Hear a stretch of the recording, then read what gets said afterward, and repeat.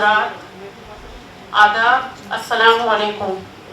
غالب institute کے زیر اہتمام سہ روزہ بین الاقوامی ریسرچ اسکالرز غالب سیمینار کے اس تیسرے دن کے تیسرے اجلاس میں آپ سب کا پھر سے خیر مقدم ہے، استقبال ہے۔ حضرات، آج کے اس اجلاس میں کل 5 مقالات پیش کیے جائیں گے۔ اس اجلاس کی صدارت ڈاکٹر مہتاب جہاں، استاد شعبہ فارسی، دہلی یونیورسٹی کریں گی۔ میں ڈاکٹر مہتاب جہاں سے مؤدبانہ گزارش کرتی ہوں کہ کرسی صدارت پر تشریف لے آئیں۔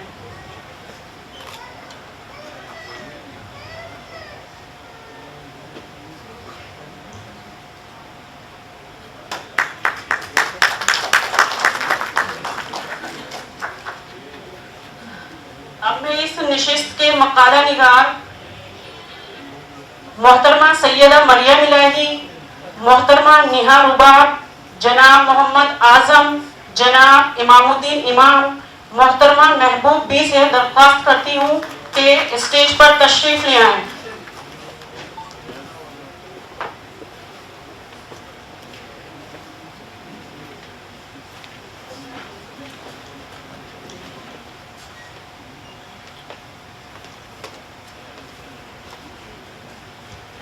قبل اس کے میں مقالہ خوانی کا آغاز کروں، تمام مقالہ نگار حضرات سے درخواست کرتی ہوں کہ وقت کا خاص خیال رکھیں اور اپنی بات 7 سے 10 منٹ میں مکمل کرنے کی کوشش کریں۔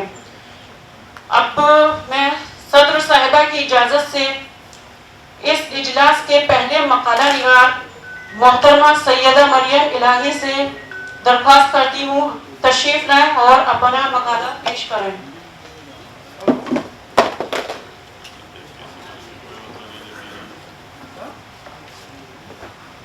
بہت شکریہ۔ مسند صدارت پر جلوہ افروز ڈاکٹر مہتاب جہاں صاحبہ، دائز پر تشریف فرما تمام مقالہ نگار اور یہاں موجود تمام سامعین و ناظرین، السلام علیکم۔ میں سیدہ مریم الہی، میرا تعلق شعبہ اردو چودھری چرن سنگھ یونیورسٹی میرٹھ سے ہے۔ میرے تحقیقی مقالے کا عنوان ہے اردو میں تذکرہ نویسی کا تحقیقی اور تنقیدی جائزہ۔ میرے تحقیق کے نگراں ہیں پروفیسر اسلم جمشید پوری صاحب، صدر شعبہ اردو چودھری چرن سنگھ یونیورسٹی میرٹھ۔ میں محترمہ صدر صاحبہ سے اپنا مقالہ پیش کرنے کی اجازت چاہتی ہوں۔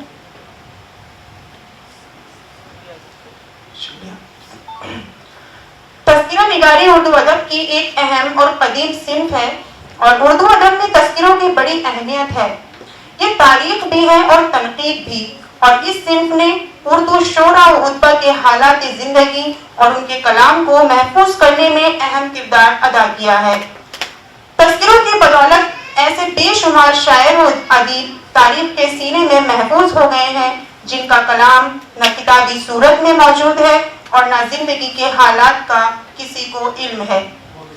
اس صنف نے ایسے بہت سے شعراء و ادبا کو گمنامی کے اندھیروں سے بچا کر تاریخ کی روشنی کے حوالے کر دیا ہے۔ تذکرے کا لغوی اور اصطلاحی مفہوم۔ تذکرہ ذکر کے معنی سے مربوط ہے۔ یہ لفظ عربی سے اردو میں آیا۔ اصطلاحی طور پر اگر ہم تذکرے کی بات کریں تو متعدد اشخاص کے کارنامے اور ان کے حالات کو ایک کتاب میں جمع کر دینا بھی تذکرہ ہی کہلاتا ہے۔ تذکرے کے فن کی یہ سب سے بڑی خصوصیت ہے۔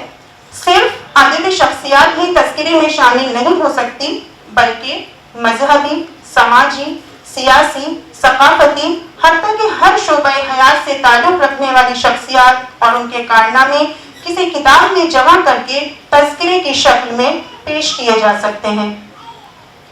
اگر محبان اردو کی نظر سے اردو فارسی کے 2-4 تذکرے بھی گزرے ہوں تو وہ اس بات سے انکار نہیں کر سکتا کہ بیاض کی ترقی یافتہ شکل کا نام تذکرہ ہے۔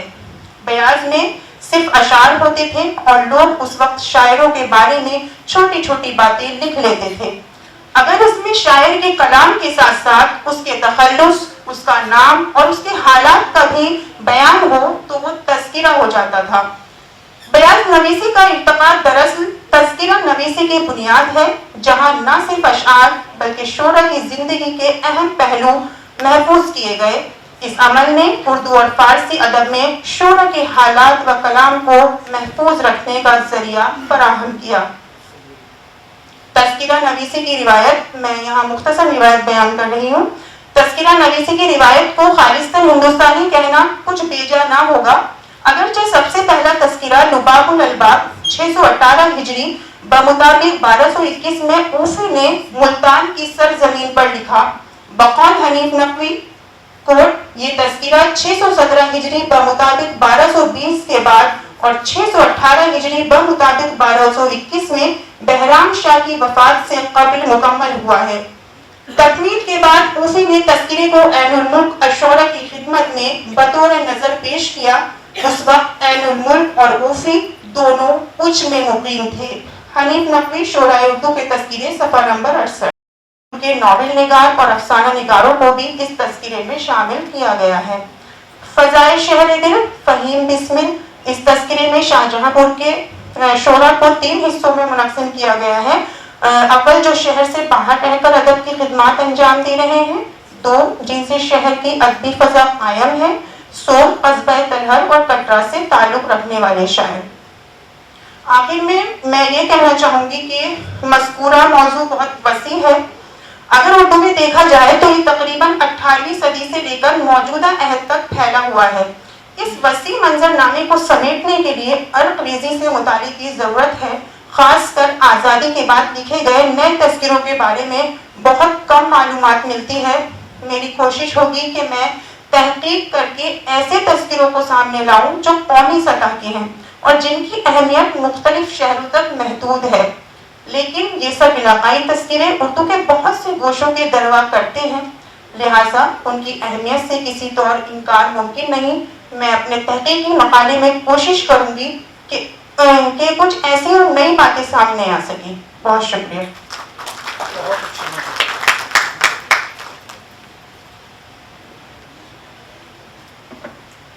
بہت شکریہ محترمہ سیدہ مریم الہی۔ اب میں اس اجلاس کی دوسری مقالہ نگار محترمہ نیہا رباب کو دعوت دیتی ہوں کہ تشریف لائیں اور اپنا مقالہ پیش کریں۔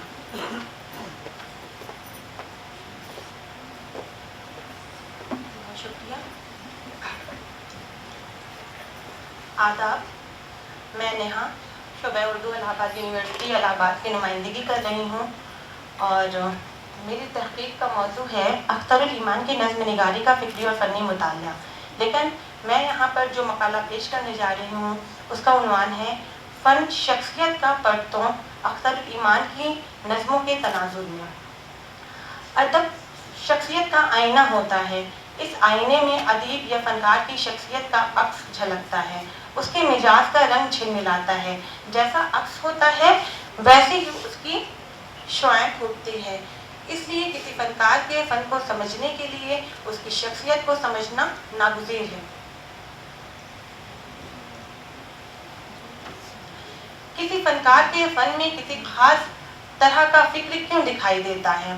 فن کے مخصوص رنگ و رامش کیوں نظر آتے ہیں؟ حرف صوت سے کوئی منفرد آہنگ کیوں گونجتا ہے؟ کوئی مخصوص لے کیوں سنائی دیتی ہے؟ ان سوالوں کا جواب فنکار کی شخصیت کو جھانکنے پر ملتا ہے۔ شخصیت کے 2 رنگ ہوتے ہیں، ایک ظاہری اور دوسرا باطنی۔ ظاہری رنگ سے سراپا جھلکتا ہے، جسمانی شکل و صورت کے خد و خال نظر آتے ہیں جس سے کسی شخص کی شناخت ہوتی ہے، اس کی انفرادیت قائم ہوتی ہے، اور باطنی رنگ کی روشنی میں انسان کے باطن کی خصوصیات دکھائی دیتی ہے، اس کے مزاج، میلان، رجحان، فکر، سوچ، پسند، ناپسند سبھی کچھ شامل ہوتے ہیں۔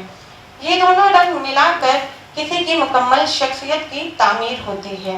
انسان کی اس شخصیت کی تعمیر میں انسانی سرشت کے ساتھ ساتھ ماحول، وقت اور حالات کا بھی ہاتھ ہوتا ہے۔ کسی کی مزاج میں نرمی کیوں آ جاتی ہے، کسی کا مزاج گرم کیوں ہو جاتا ہے، کسی کی طبیعت میں سادگی اور کسی میں پیچیدگی کیوں پیدا ہو جاتی ہے، اس کا انحصار اس کی فطرت اور جبلیت کے ساتھ ساتھ اس کا وقت، ماحول اور پیش آنے والے حالات پر مبنی ہوتا ہے۔ چھوٹا قد، سیاہ رنگ، کھدر کا پاجامہ کرتا والا سادہ اور معمولی لباس، پاؤں میں چپل، چہرے پر فکر کے اثرات، धूप की तमाज़त और मेहनत और मशक्क़त की भट्टियों में तपा जिस्म, ये है अख्तरुल ईमान का ज़ाहिरी हुलिया। पूछता है जब तुम मैं झल्ला के कहता हूँ वो आशुफ्ता मिजाज अंधोह परवर इस तरह बासा, जिसे तुम पूछते रहते हो कब का मर चुका जालिम, इसे खुद अपने हाथों से कफन देकर फरेबों का उसी की आरज़ुओं की लहज़ में फेंक आया हूँ। शुक्रिया।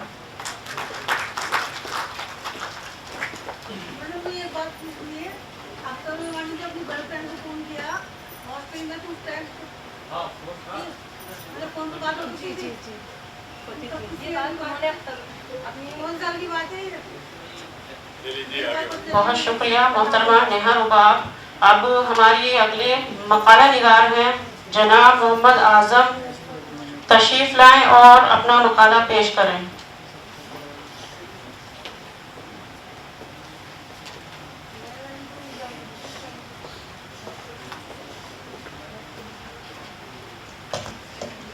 बहुत शुक्रिया।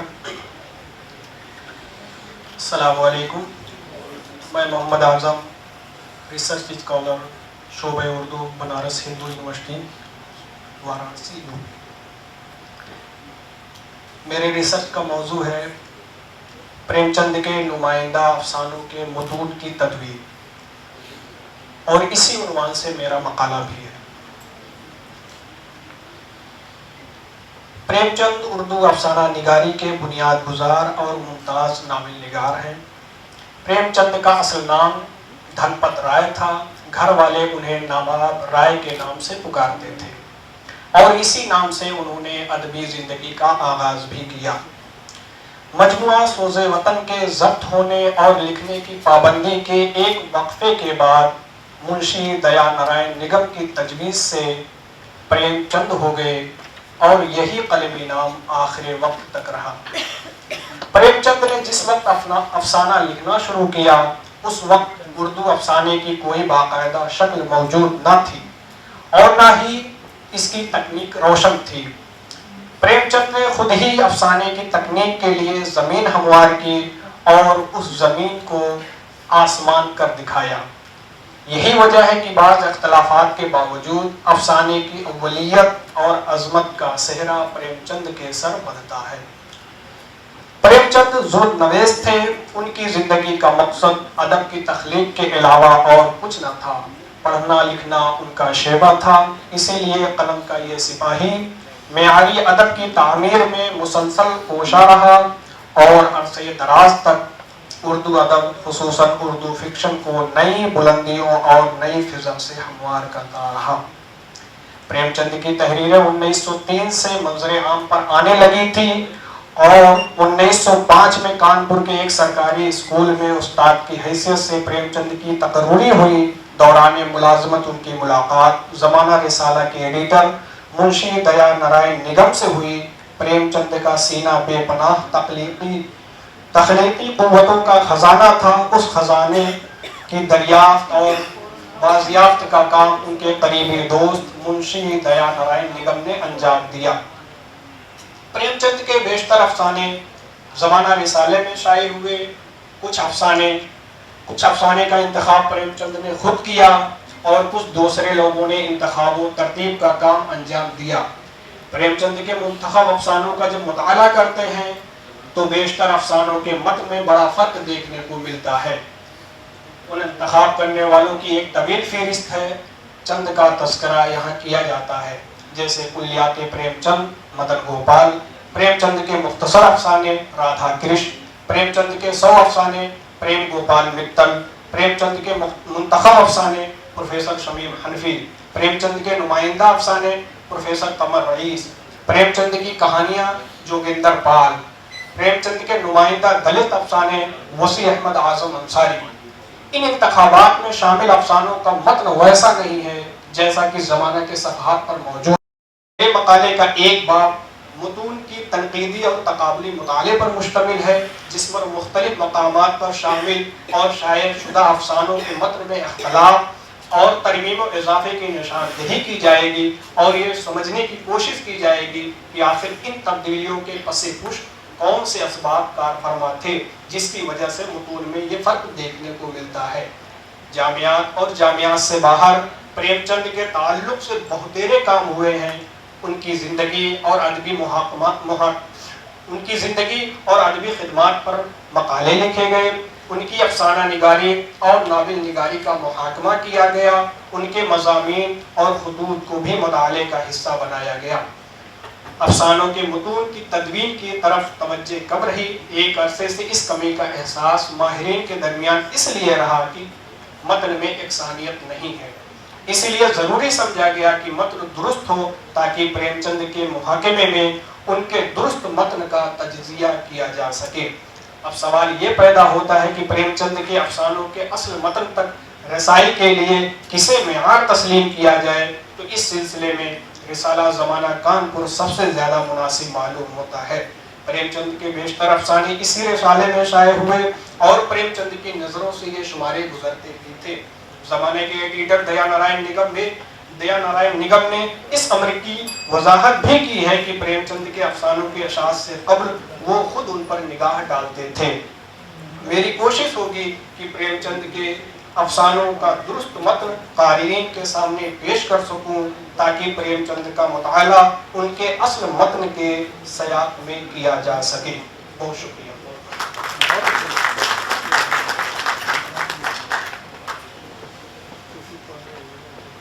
شکریہ جناب موجود اعظم سر.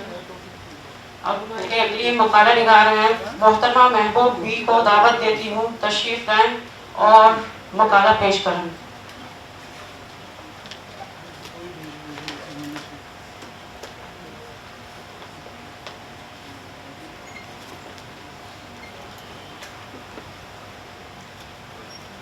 معزز خاتون و حضرات آداب. میں محبوب بی ریسرچ اسکالر شعبہ اردو اور فارسی کرناٹک یونیورسٹی دھارواڑ کرناٹک سے ہوں. میرے مطالعے کا عنوان ہے منیر احمد جامی کے فن کی معنویت و اہمیت. میں مطالعہ پیش کرنے کے لیے صدر صاحبہ سے اجازت چاہتی ہوں. شہر بنگلور کے ماضی قریب ماضی بعید کے ادبی منظر نامے پر سرسری نظر بھی ڈالیں تو اردو ادب کی دنیا جگمگاتی ہوئی دکھائی دیتی ہے. اس شہر میں بہت سارے ادیب، شعراء، افسانہ نگار، ناول نگاروں نے جنم لیا ہے. اگر ہم صرف شعراء کی بات کریں تو پروفیسر فاطمہ الزہرا، شائستہ یوسف، فریدہ رحمت اللہ، نفیس بنگلوری، محمود ایاز اور حمید الماز وغیرہ مشہور و مقبول ہیں. دنیا ادب میں ایسا ہی ایک معتبر اور خطاور شخصیت کا نام منیر احمد جامی ہے. منیر احمد جامی کی پیدائش 7 مئی 1954 کو شہر بنگلور میں ہوئی. آپ جس خاندان کی گود میں پرورش پائی وہ نہایت معتبر خاندان تھا. شہر بنگلور میں آپ کی شخصیت محتاج تعارف نہیں ہے. پیشے کے اعتبار سے آپ دوردرشن کیندر بنگلور، اردو عربی اور آل انڈیا ریڈیو بنگلور میں کیجول اناؤنسر بھی ہیں. آپ ایک صاحب طرز، ادیب و شاعر، علم پرور، زود نویس، کامیاب مترجم، ذہن میں گہرائی اور بات میں اعتدال کے گہرائی اور گیرائی رکھنے والے، تہذیبی میراث کی پاسداری کرنے والے، زبان پر ماہرانہ دسترس رکھنے والے، زباندان، عصری حیثیت کے مزاج شناس، اپنے تو اپنے، غیروں سے بھی ٹوٹ کر محبت کرنے والے، اپنے ہم اثروں کی تخلیقات کا پرف دلانہ اعتراف کرنے والے، ملنے جلنے، چلنے پھرنے، اٹھنے بیٹھنے میں خلندرانہ سادگی بلکہ ایک انوکھی وارفتی کے مالک ہیں. آپ کے انکسار میں بانگ پن، انفعالیت میں ایک طرح کا تحکم ہے. اتنی اہم شخصیت ہونے کے باوجود آپ کے طور طریقے ایسی شان درویشی اور ادائی فقیری جھلکتی ہے جو مشرق کے مدرسہ اخلاق کی یاد تازہ کر دیتی ہے. جامی نے اللہ تعالیٰ کے 99 صفاتی ناموں کے اعتبار سے اس مجموعہ میں 99 حمدیں شائع کیے گئے.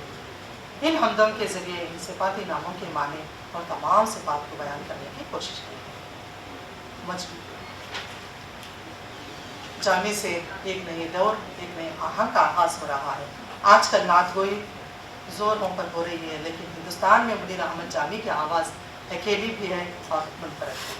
आमतौर पर शायर अपने वसत इजहार में या जोरगोई में एक ख़ास मोड़ पर आकर या तो ठहर जाते हैं या फिर तख्लीकी अमल में खुद को दोहराने लगते हैं, या फिर वो महज एक शायर होकर रह जाते हैं। और बहुत कम ऐसे होते हैं जो हर मोड़ पर ताज़ा कर नज़र आते हैं, लेकिन मुनीर अहमद जामी एक ऐसी शख्सियत है जो हर मोड़ पर अपने कलम, अपने तख्लीक़ात के साथ ताज़ा दम नज़र आते हैं और अपने तख्लीकी सफ़र में आगाज़ ही से अपने एक अलग राह बनाने में लगे हुए नज़र आते हैं। इस मौके पर ये कहना बेजाना होगा कि जामी साहब अपने तसानिफ़ात में रवान रवा अंदाज़ कश की बदौलत पसंदीदगी की निगाह से देखे जाते हैं। बहुत बहुत शुक्रिया।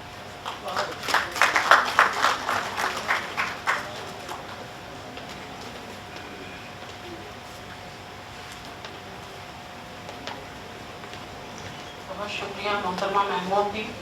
अब हमारे इस इजलास के आखिरी मकाला निगार जनाब इमामुद्दीन इमाम को दावत देती हूँ, तशरीफ लाएं और अपना मकाला पेश करें। अस्सलाम वालेकुम। मेरा नाम इमामुद्दीन इमाम है और मेरा ताल्लुक शोबे उर्दू दिल्ली यूनिवर्सिटी से है। सदर मोहतरम की इजाज़त, साहिब सदर की इजाज़त से कल से एक मैं बात करना चाहता हूँ कि कल से आज तक जितने सुदूर हजरात ने जो बातें बताई है अपने सदारती इजलास में, उसको जहन में रखते हुए मेरा मकाला सदर मोहतरम की इजाज़त। मेरा मकाले का उन्वान है कुल्लियात फ़िराक गोरखपुरी के चंद नुस्खों का तनकीदी जायज़ा, और मेरी PhD का मौजू है फ़िराक की शायरी का अरूज़ी तज्ज़िया। तहक़ीक़ की बुनियाद ही शुकूक पर होती है, जिससे कुरेद और तजस्सुस का जज्बा पैदा होता है, और रफ्ता रफ्ता मुवालते की राह से गुजर कर यकीन की मंजिलों पर पहुँचना ही तहक़ीक़ है। मेरे सामने फ़िराक गोरखपुरी की 4 मुख्तलिफ कुल्लियात मौजूद हैं। इसमें एक बात और वज़ाहत कर दूँ कि मैंने कुल्लियात के लिए तानीस इस्तेमाल किया है हर जगह। इसकी फ़रंग आसफिया वगैरह में भी तानीसी बात और तस्कीर भी इस्तेमाल करते हैं। ये चारों कुल्लियात उर्दू शेर व अदब के नामों और शख्सियात की तरतीब दी हुई हैं। मैं उनका नाम ले लेता आगे बढ़ता हूँ।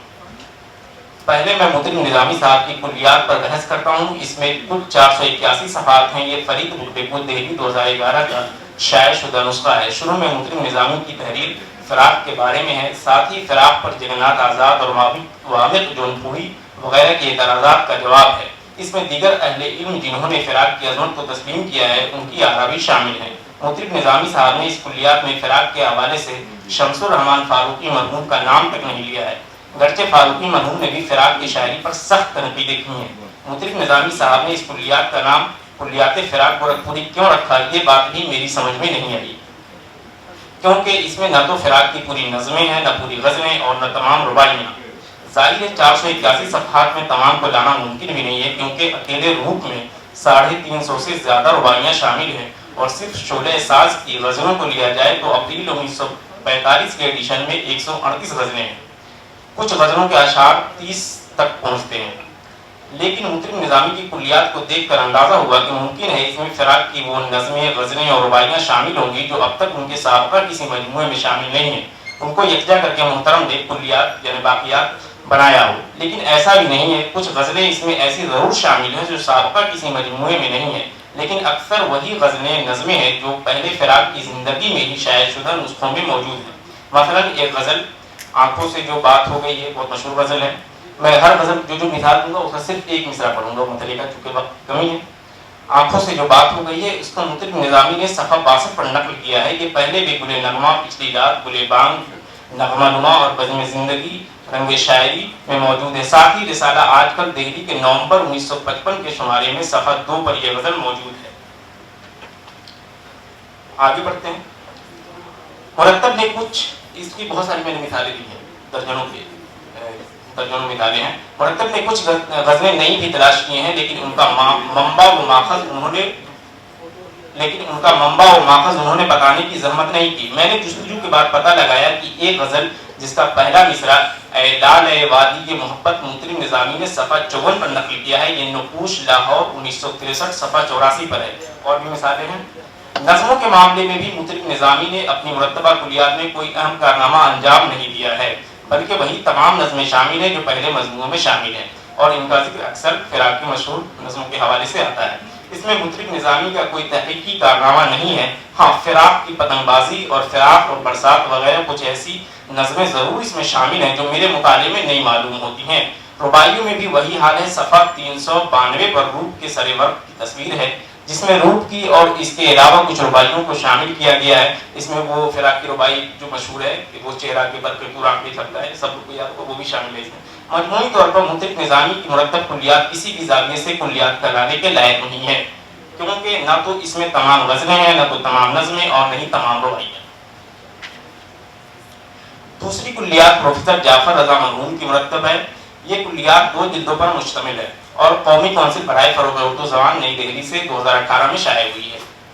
بظاہر ان دونوں جلدوں کو سرسری دیکھنے پر ایسا محسوس ہوتا ہے کہ فاضل مرتب نے بہت ہی محنت اور ریاضت سے اس کو ترتیب دیا ہے، کیونکہ تمام غزلوں کے اخیر میں اس کی تخلیق کا سن بھی لکھا ہوا ہے، اور ساتھ ہی مذکورہ غزلیں فراق کے سابقہ کن کن مجموعوں اور رسالوں میں شامل ہیں، ان تمام کا اندراج ہے۔ کلیات کے مقدمے میں وہ جگہ جگہ اس بات کا بھی ذکر کرتے ہیں کہ ان سے فراق کے بہت گہرے مراسم رہے ہیں، اور اس کی سب سے بڑی دلیل یہ ہے کہ فراق کی زندگی میں انہوں نے گل بانگ اور گل نغمہ وغیرہ کو ترتیب دیا تھا، رنگ شاعری بزم زندگی کو بھی ان کی زندگی میں انہوں نے ترتیب دیا تھا۔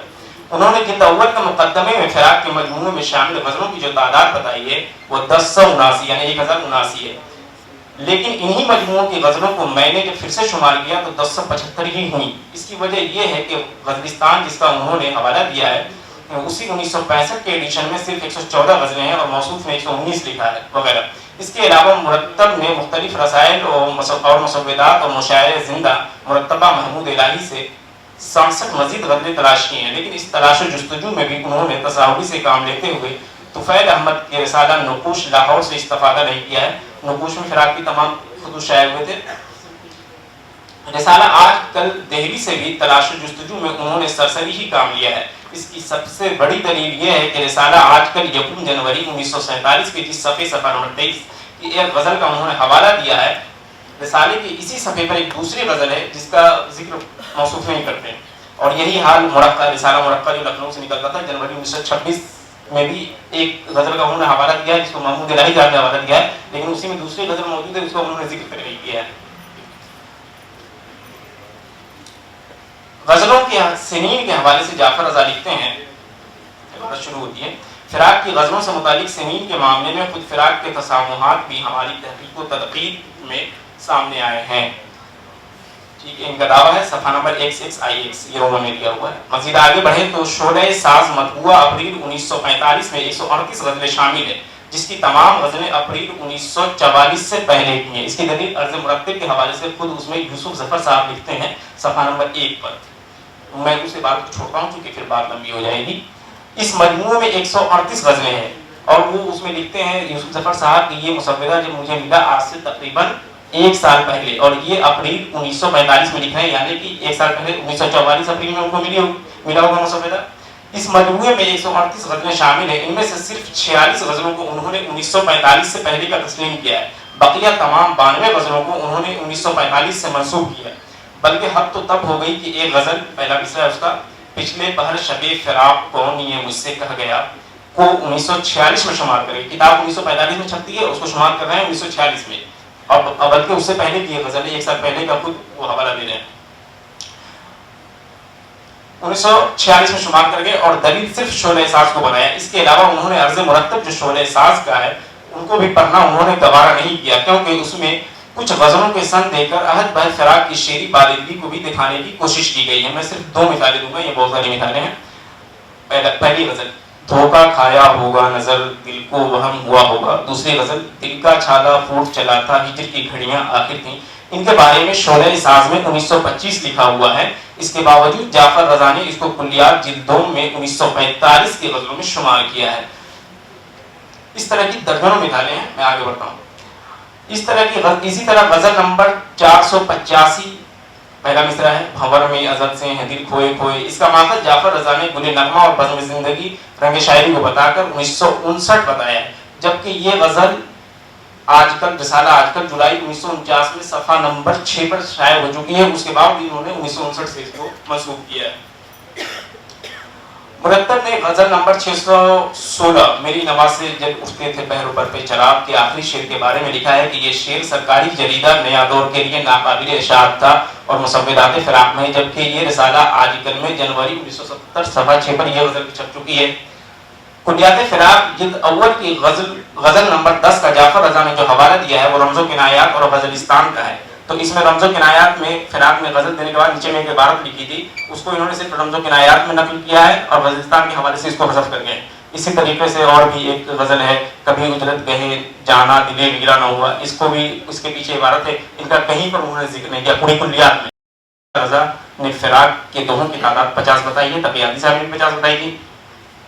کالی داس گپتا رضا صاحب بہترین اسکالر اور محقق تھے، لیکن اس بات کی وضاحت بھی کرتا چلوں کہ کالی داس گپتا رضا کا انتقال 2001 میں ہو گیا تھا اور یہ کلیات 2023 میں چھپی ہے، تو اس سے آپ اندازہ لگا سکتے ہیں کہ ان کی غلطی تو نہیں کم سے کم، چونکہ یا ان کی زندگی میں مکمل نہیں ہو سکی تھی یہ کلیات، اور یہ کلیات ان کی زندگی میں مکمل نہیں ہو سکی تھی، چنانچہ میں ان کی دیر بحث کلیات پر زیادہ گفتگو کر کے ناانصافی نہیں کر سکتا۔ اختتامیہ ہے، میں فراق کے اس دعوے کو سرے سے خارج نہیں کرتا کہ انہوں نے اپنی غزلوں کی اور رباعیوں کی تعداد 1000 سے کچھ زیادہ بتائی ہے، کیونکہ میری اب تک کی تحقیق کے مطابق 20 غزلیں اور 12 نظمیں مزید مجھے ملی ہیں، جو نہ تو ان کے کسی مجموعے میں شامل ہیں اور نہ ہی بعد کی کسی کلیات میں ان کا ذکر ہے۔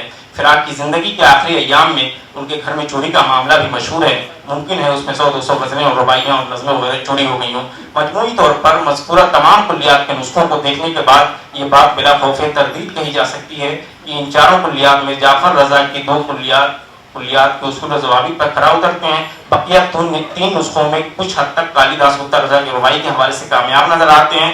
مطرب نظامی اور سید تقی آفتی صاحب اس حوالے سے کوئی اہم کارنامہ انجام نہیں دے پائے ہیں۔ ساتھ ہی افسوس کے ساتھ کہنا ہے کہ ان تینوں مرتبین میں سے کسی نے بھی کالی داس گپتا رضا کی کتاب انتخابی غزلیات فراق 1998 تاریخی ترتیب سے انہوں نے ترتیب دیا تھا، اس کو دیکھنے کی زحمت گوارا نہیں کی اور نہ ہی اس کا حوالہ پوری کلیات میں کہیں پر موجود ہے۔ حقیقت یہ ہے کہ فی زمانہ اکثر حضرات تدوین و ترتیب کے کام کو پروف ریڈنگ سے زیادہ کچھ نہیں سمجھتے، اس لیے ہزاروں کی تعداد میں مرتبہ کتب منظر عام پر آ رہی ہیں۔ نئی نسل تو خیر نئی نسل ہے، لیکن مذکورہ مطالعے کی روشنی میں یہ بات کہی جا سکتی ہے کہ ہمارے بعض جید حضرات نے بھی اس کام کو محض جمع آوری سے زیادہ نہیں سمجھا۔ اس تحقیقی مقالے کی تیاری کے وقت خطائے بزرگاں گرفتن خطا است بھی ذہن میں تھا، لیکن تحقیق و تنقید میں خطائے بزرگوں کی بھی گرفت کی جاتی ہے، اور اس کی سب سے بڑی مثال شمس الرحمن فاروقی کی فراق پر تنقیدیں اور آب حیات کے مختلف قصوں کی تدوین وغیرہ ہے۔ چنانچہ تمام بزرگوں کی قابلیت، علمیت اور احترام اپنی جگہ مسلم،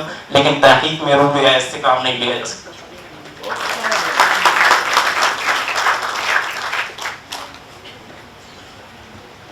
بہت شکریہ محترم امام الدین امام صاحب۔ مقالہ خوانی کا سلسلہ یہی ختم ہوتا ہے۔ اس اجلاس میں کل 5 مقالے پیش کیے گئے ہیں، اور اب میں صدارت کی طرف رخ کرتے ہوئے ڈاکٹر مہتاب جہاں، پہلے بھی عرض کر چکی ہوں کہ شعبہ فارسی دہلی یونیورسٹی سے تعلق رکھتی ہیں، تنقید و تحقیق کے حوالے سے آپ کی کئی کتابیں منظر عام پر آ چکی ہیں، اس کے علاوہ منفرد موضوعات پر مختلف رسائل و جرائد میں آپ کے مضامین بھی شائع ہوتے رہتے ہیں۔ میں بڑے ہی ادب و احترام کے ساتھ میں گزارش کرتی ہوں کہ تشریف لائیں اور اپنے خیالات کا اظہار کریں۔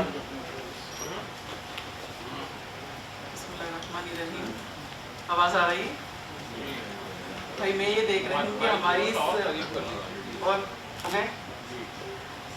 ٹھیک ہے نہیں، فوٹو کھینچنے والے بھی ذرا دیکھتے ہیں نا کہ صحیح آنا چاہیے، اور مجھے بھی لگے مائک میرے منہ میں نہ چلا جائے۔ میں یہ دیکھ رہی کہ مغلائی کھانے کے بعد اور آفٹر لنچ جو حالت ہوتی ہے وہ میں یہاں سے میں بھی بڑی صبر کے ساتھ اپنی آنکھیں کھول کر اور کان کھول کر بیٹھی تھی کہ میں ٹھیک سے صدارتی ذرائع مجھے کلمات پیش کرنے ہیں یہاں پر، لیکن بہت سارے لوگوں کو جب میں سوتا ہوا دیکھ رہی تھی تو بڑا مجھے مزہ آ رہا تھا کہ ٹھیک ہے کھانے کے بعد ذرا تو انسان اونگ ہی لیتا ہے، لیکن کئی سارے لوگوں کو میں نے سوتا ہوا دیکھا، لیکن شاید میری باتوں سے یا میری آواز تھوڑی بلند ہے، اور یہاں جتنے بچوں نے مقالے پڑھے ان کی آواز بھی بلند تھی، لیکن ان کی آوازوں نے جگایا نہیں جو سو رہے تھے یا جو اونگ رہے تھے۔ خیر یہ بات تو رہی، تھوڑا سا لنچ کے بعد یہ معاملہ رہتا ہے، اور ہم لوگ اکثر اس چیز کو برداشت کرتے ہیں. جب ہماری باری ہوتی ہے لنچ کے بعد مقالہ پڑھنے کی یا کچھ نظامت کرنے کی یا صدارتی کلمات پیش کرنے کی, تو یہ تو چلتا رہتا ہے. اور کیونکہ یہ علمی جو جلسات ہوتے ہیں اس میں وقت کی کوئی اس طرح کی پابندی نہیں ہوتی ہے, فوراً ہی لنچ کے بعد بھاگنا پڑتا ہے, کوئی ریسٹ نہیں, کچھ نہیں. تو یہ معاملہ تھا. تھوڑا سا حاضرین محفل پہ تھوڑا سا ایک جائزہ لے رہی تھی, اس کی بابت میں نے یہاں کچھ باتیں کہی. میں یہ کہتی ہوں کہ ہاں, ایک پہلے میں مبارکباد دے دوں ایوان غالب کو اور ان کے ڈائریکٹر کو. ہم نے سے روزہ بین الاقوامی سیمینار یہاں منعقد کرایا, جس کے بعد بس آخری ایک سیشن اور باقی رہتا ہے. اس میں پورے ہندوستان سے ظاہر مقالہ نگار آئے ہوں گے, ریسرچ اسکالر تشریف لائے. میرے ہی اس سیشن میں کرناٹک سے موجود ہیں, شعبہ فارسی بنارس سے بچے موجود ہیں, کرناٹک سے ہیں, اور چودھری چرن سنگھ یعنی میرٹھ یونیورسٹی سے بھی یہاں اسٹوڈنٹس جو موجود ہیں. تو پورے ہندوستان سے اور ایران سے مصر سے, جیسے میں نے پروگرام دیکھا ہے پڑھا ہے, تو اس میں پورے صحیح معنوں میں یہ ایک بین الاقوامی سیمینار ہے. اور اس میں شرکت کرنے والوں کو میں بھی بہت مبارکباد دیتی ہوں اور اپنے ہندوستان میں خوش آمدید کہتی ہوں. اب صدارتی کلمات کا یہ ہے کہ بھائی 8 سے 10 منٹ میں کسی بھی ریسرچ اسکالر کے پیپر کے اوپر کوئی ناقدانہ اور بڑے عالمانہ اور بہت ہی زیادہ حاکمانہ انداز میں کچھ کہوں تو یہ ناانصافی ہوگی بچوں کے ساتھ, کیونکہ انہوں نے 10 سے 12 منٹ میں اپنا احاطہ کیا مضامین میں. اور مجھے بڑے سب کے مقالے بہت پسند آئے. انداز بیان سب کا اچھا تھا اور بچوں نے محنت بھی کی ہے. ظاہر ہے وقت کو ملحوظ خاطر رکھتے ہوئے پورا نہیں پڑھ سکتے, لیکن کچھ چیزیں میں یہاں کہنا چاہوں گی کہ ایک تو یہ ایک ایسا پلیٹ فارم ہے, پہلے بھی کئی سارے صدور نے یہ بات کہی ہوگی کہ یہ ایک ایسا پلیٹ فارم ہے, یہ ایسا مقام ہے جہاں پر آپ کی ایک طرح سے رہنمائی بھی ہو رہی ہے اور آپ کو تشویق بھی کی جا رہی ہے آپ کی, اور دوسرے یہاں آپ کو ایک سکھایا جا رہا ہے. یہ آپ کا سیکھنے کی جگہ ہے. یہاں سے آپ ظاہر ہے بہت سارے سیمینارز میں جاتے ہوں گے, اونگیے مت وہاں پر, وہاں غور سے سنیے کہ کون سا لفظ کو کیسا ادا کیا جا رہا ہے. یہ نہیں کہ بھائی ہم بس سن رہے ہیں, جیسے کہ بھائی بس سننے کے لیے آئے ہیں اور وہ ایک کان سے سنا دوسرے کان سے نکال دیا.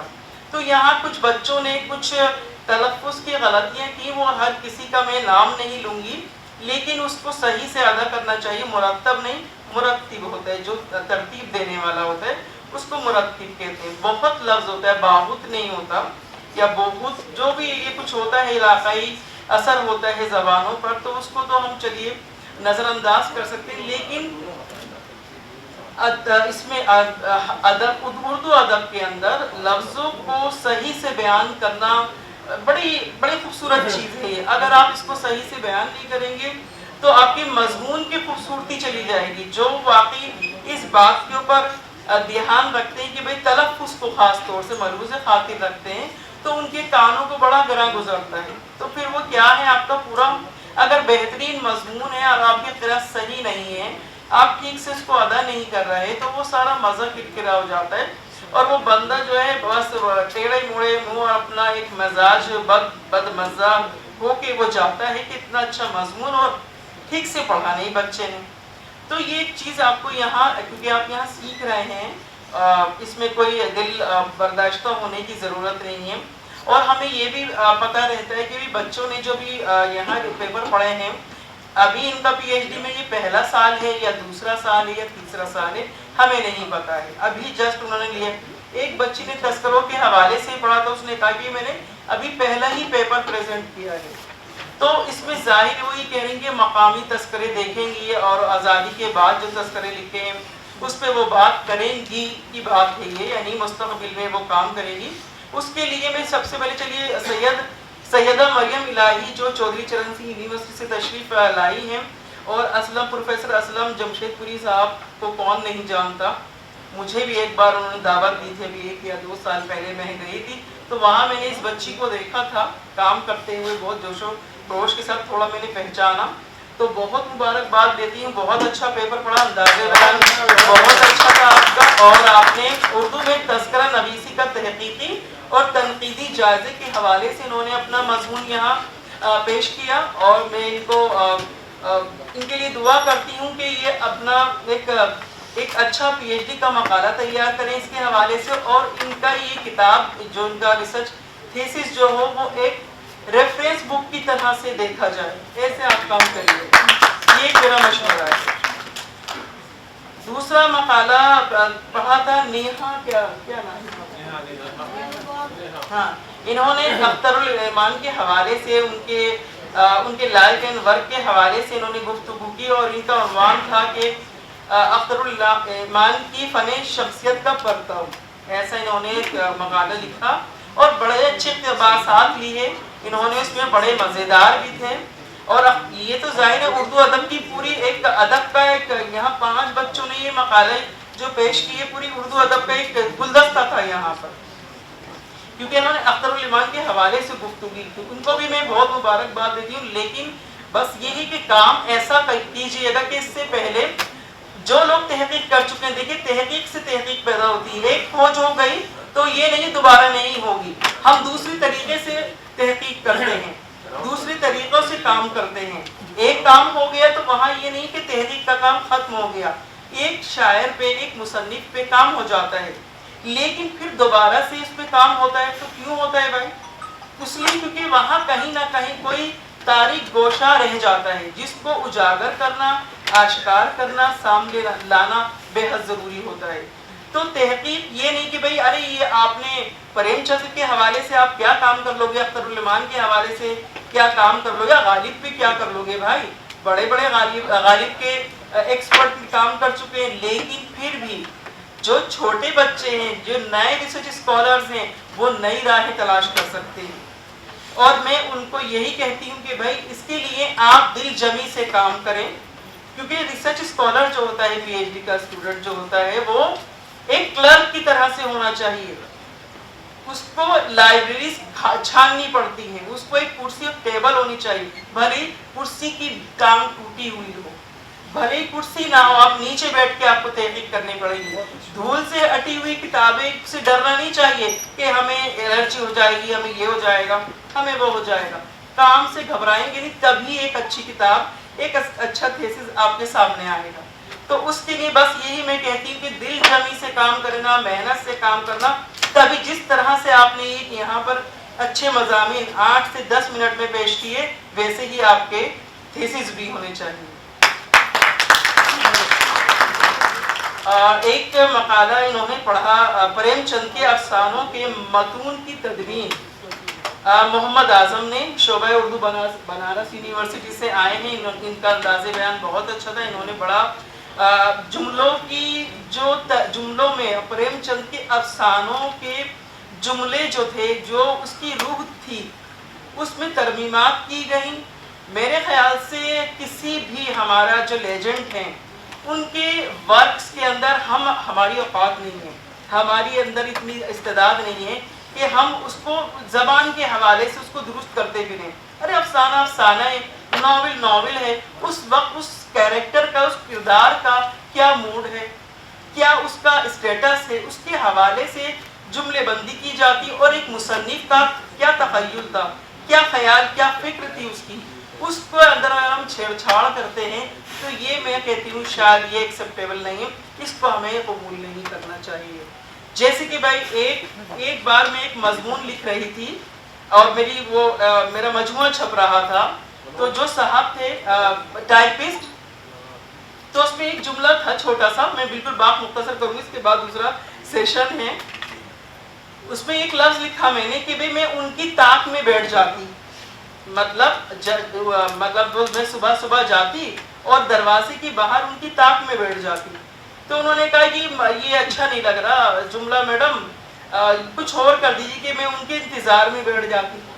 لیکن جو جملے کا مزہ ہے طاق میں بیٹھ جانا، وہ نہیں ہے کہ میں ان کی منتظر ہوتی یا ان کے انتظار میں بیٹھ جاتی۔ تو میں نے کہا، ان کی جب تو خیر بزرگ تھے، میں نے ان کی بات مان لی، لیکن واپس جب میں خود ہی اپنی کتابوں کا کریکشن کرتی تو میں نے واپس طاق لفظ لکھ دیا کہ میں ان کی طاق میں بیٹھ جاتی۔ تو اسی طرح سے پریم چند کے افسانوں کے جملوں کے ساتھ جو तरमीम की गई, तरमीमात की गई, वो सही नहीं है। इस बच्चे ने उस हवाले से बड़ा अच्छा मजमून पेश किया यहाँ पर, उसको भी मैं बहुत मुबारकबाद पेश करती हूँ। लेकिन प्रेमचंद के हवाले से नए नई चीज़ें आप तलाश कीजिए, उनके नए नए चीज़ों को सामने लाइए ताकि आपका रिसर्च का नया पहलू सामने आए, लोग और ज़्यादा इस्तिफादा करें। ठीक है। इसके बाद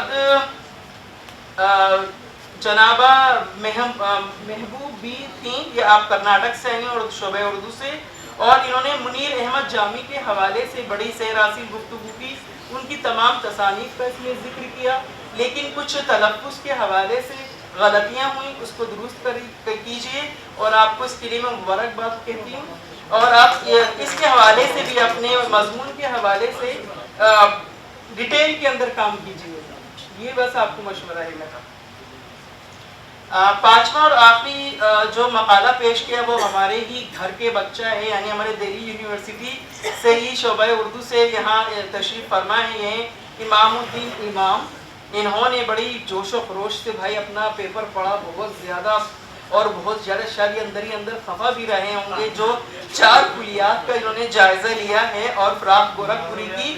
हाँ, तो इन्होंने जाफर रजा, सैयद तकी आबिदी, कालिदास गुप्ता और एक कौन, हाँ, उनके ऊपर इन्होंने चारों का हवाला दिया है। अभी कितने साल हुए हैं आपको? 25 कंप्लीट हुए। मेरा साल नहीं जी, 25 आपकी पीएचडी में कितने? चलिए अभी कम उम्र है, 25 का। आपकी पीएचडी में ज़ाहिर है कौन सा साल है? सेकेंड ईयर चल रहा है, तो अभी और भी ये गोशों को वाह करेंगे, अभी तारीख गोशों से को कुछ रोशनी में लेकर आएंगे। तो इनका मकाला भी बहुत ही ज़्यादा, बहुत ही मुझे उम्दा लगा। सब बच्चों के बहुत, किसी को कम या ज़्यादा मैं नहीं कहूँगी, सबके मकाले बहुत अच्छे थे कि बहुत, सबका अंदाज़ बयान बहुत अच्छा था, तलफ़्फ़ुज़ की गलतियाँ बहुत कम थी, लेकिन फिर भी जो गलतियां हैं वो आगे और नहीं होनी चाहिए। लगे कि वाह क्या बच्चों ने मकाले पेश किए हैं। तो तमाम हजरात को मैं बहुत ज़्यादा, तमाम जितने बच्चे यहाँ मौजूद हैं उनको मैं दिल से मुबारकबाद पेश करती हूँ, और जिन्होंने मुझे बड़ी सब्र के साथ सुन रहे हैं और मैं जिनकी समा फराशी कर रही हूँ उनसे भी माजरत चाहती हूँ, और बहुत बहुत शुक्रिया। और आपका जो सब्र है उसके लिए सब तालियां बजाएं अपने लिए, ताकि कोई आपके लिए शुक्रिया, बहुत शुक्रिया सबको बेदार करने। ख़वातीन हज़रात, ये सेशन मर्ज है तो कुछ देरी तशरीफ़ रखें और फिर उसके बाद हम साथ में ही चाय पियेंगे। हमारे तमाम मकाला नगार और नाज़िर हज़रात के लिए और दरख्वास्त है आप नीचे वाली नशीस हासिल करें। इसके बाद एक सेशन है जिसकी सदारत प्रोफेसर मासूम मुरादाबादी साहब को करना था, लेकिन वो कल ही तशरीफ़ ले आते। इस सेशन की सदारत प्रोफेसर अबू बकर अब्बास साहब करेंगे। सर आपसे मेरी बड़ी अदब से दरख्वास्त है कि आप डाइस पर तशरीफ़ ले आए। सर इस सेशन की नज़ामत जनाब मिसबाहुद्दीन करेंगे, उनसे भी दरख्वास्त है कि वो डाइस पर तशरीफ़ लाएँ। इस सेशन में 3 मकाले सिर्फ पढ़े जाएंगे, तो आप तमाम लोगों से ये दरख्वास्त है कि आप यहीं रखें। चाय का सेशन बाद में होगा तो आप सब यहीं तशरीफ रखें, इसके बाद हम चाय पिएंगे। इस सेशन में 3 मकाले पढ़े जाएंगे। मोहतरमा शगुफ्ता नाज़रीन, जनाब शौकत अली, मोहतरमा सुंबुल सकीना।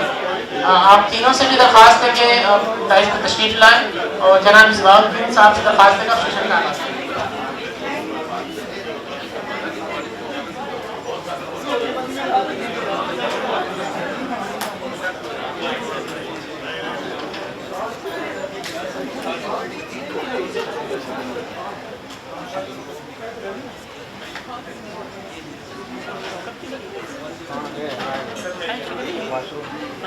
अस्सलामु अलैकुम वरहमतुल्लाहि वबरकातुहू।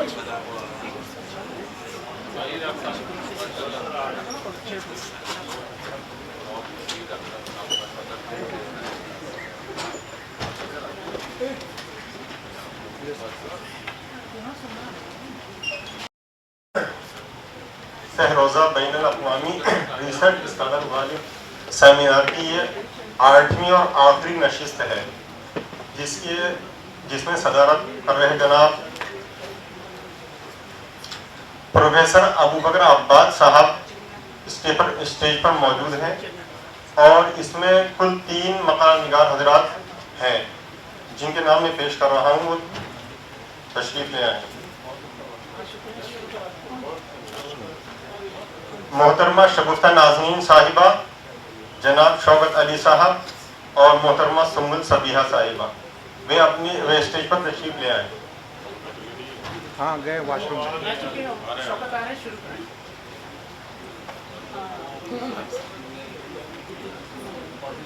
معزز خواتین و حضرات، السلام علیکم ورحمۃ اللہ وبرکاتہ۔ جیسا کہ آپ حضرات کو معلوم ہے، غالب انسٹیٹیوٹ نئی دہلی ہر سال ریسرچ اسکالرز غالب سیمینار منعقد کرتا ہے۔ آج ہم سب یہاں غالب انسٹیٹیوٹ نئی دہلی میں ایک اہم اور علمی محفل کے لیے جمع ہوئے ہیں۔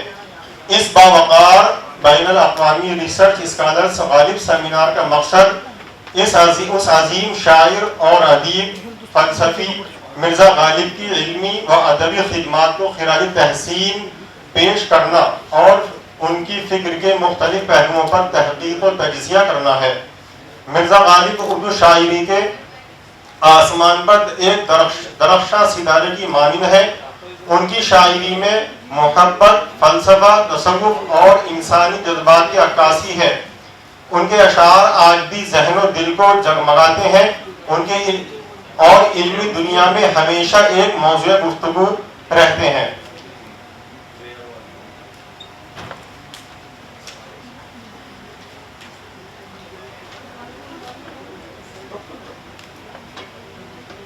میں اپنے تمام مہمان کا استقبال اس شعر کے ساتھ کرنا چاہتا ہوں۔ بزم میں آئے ہیں سب آج ستارے بن کر، بزم میں آئے ہیں آج سب ستارے بن کر، آپ کی بزم کی رونقیں سارے بن کر۔ میں جناب پروفیسر ابوبکر عباس صاحب کا اس شعر کے ساتھ استقبال کرتا ہوں۔ خوش آمدید اے معزز مہمان، خوش آمدید اے معزز مہمان، آپ کے قدموں میں بچھا دیں دل کی بساط۔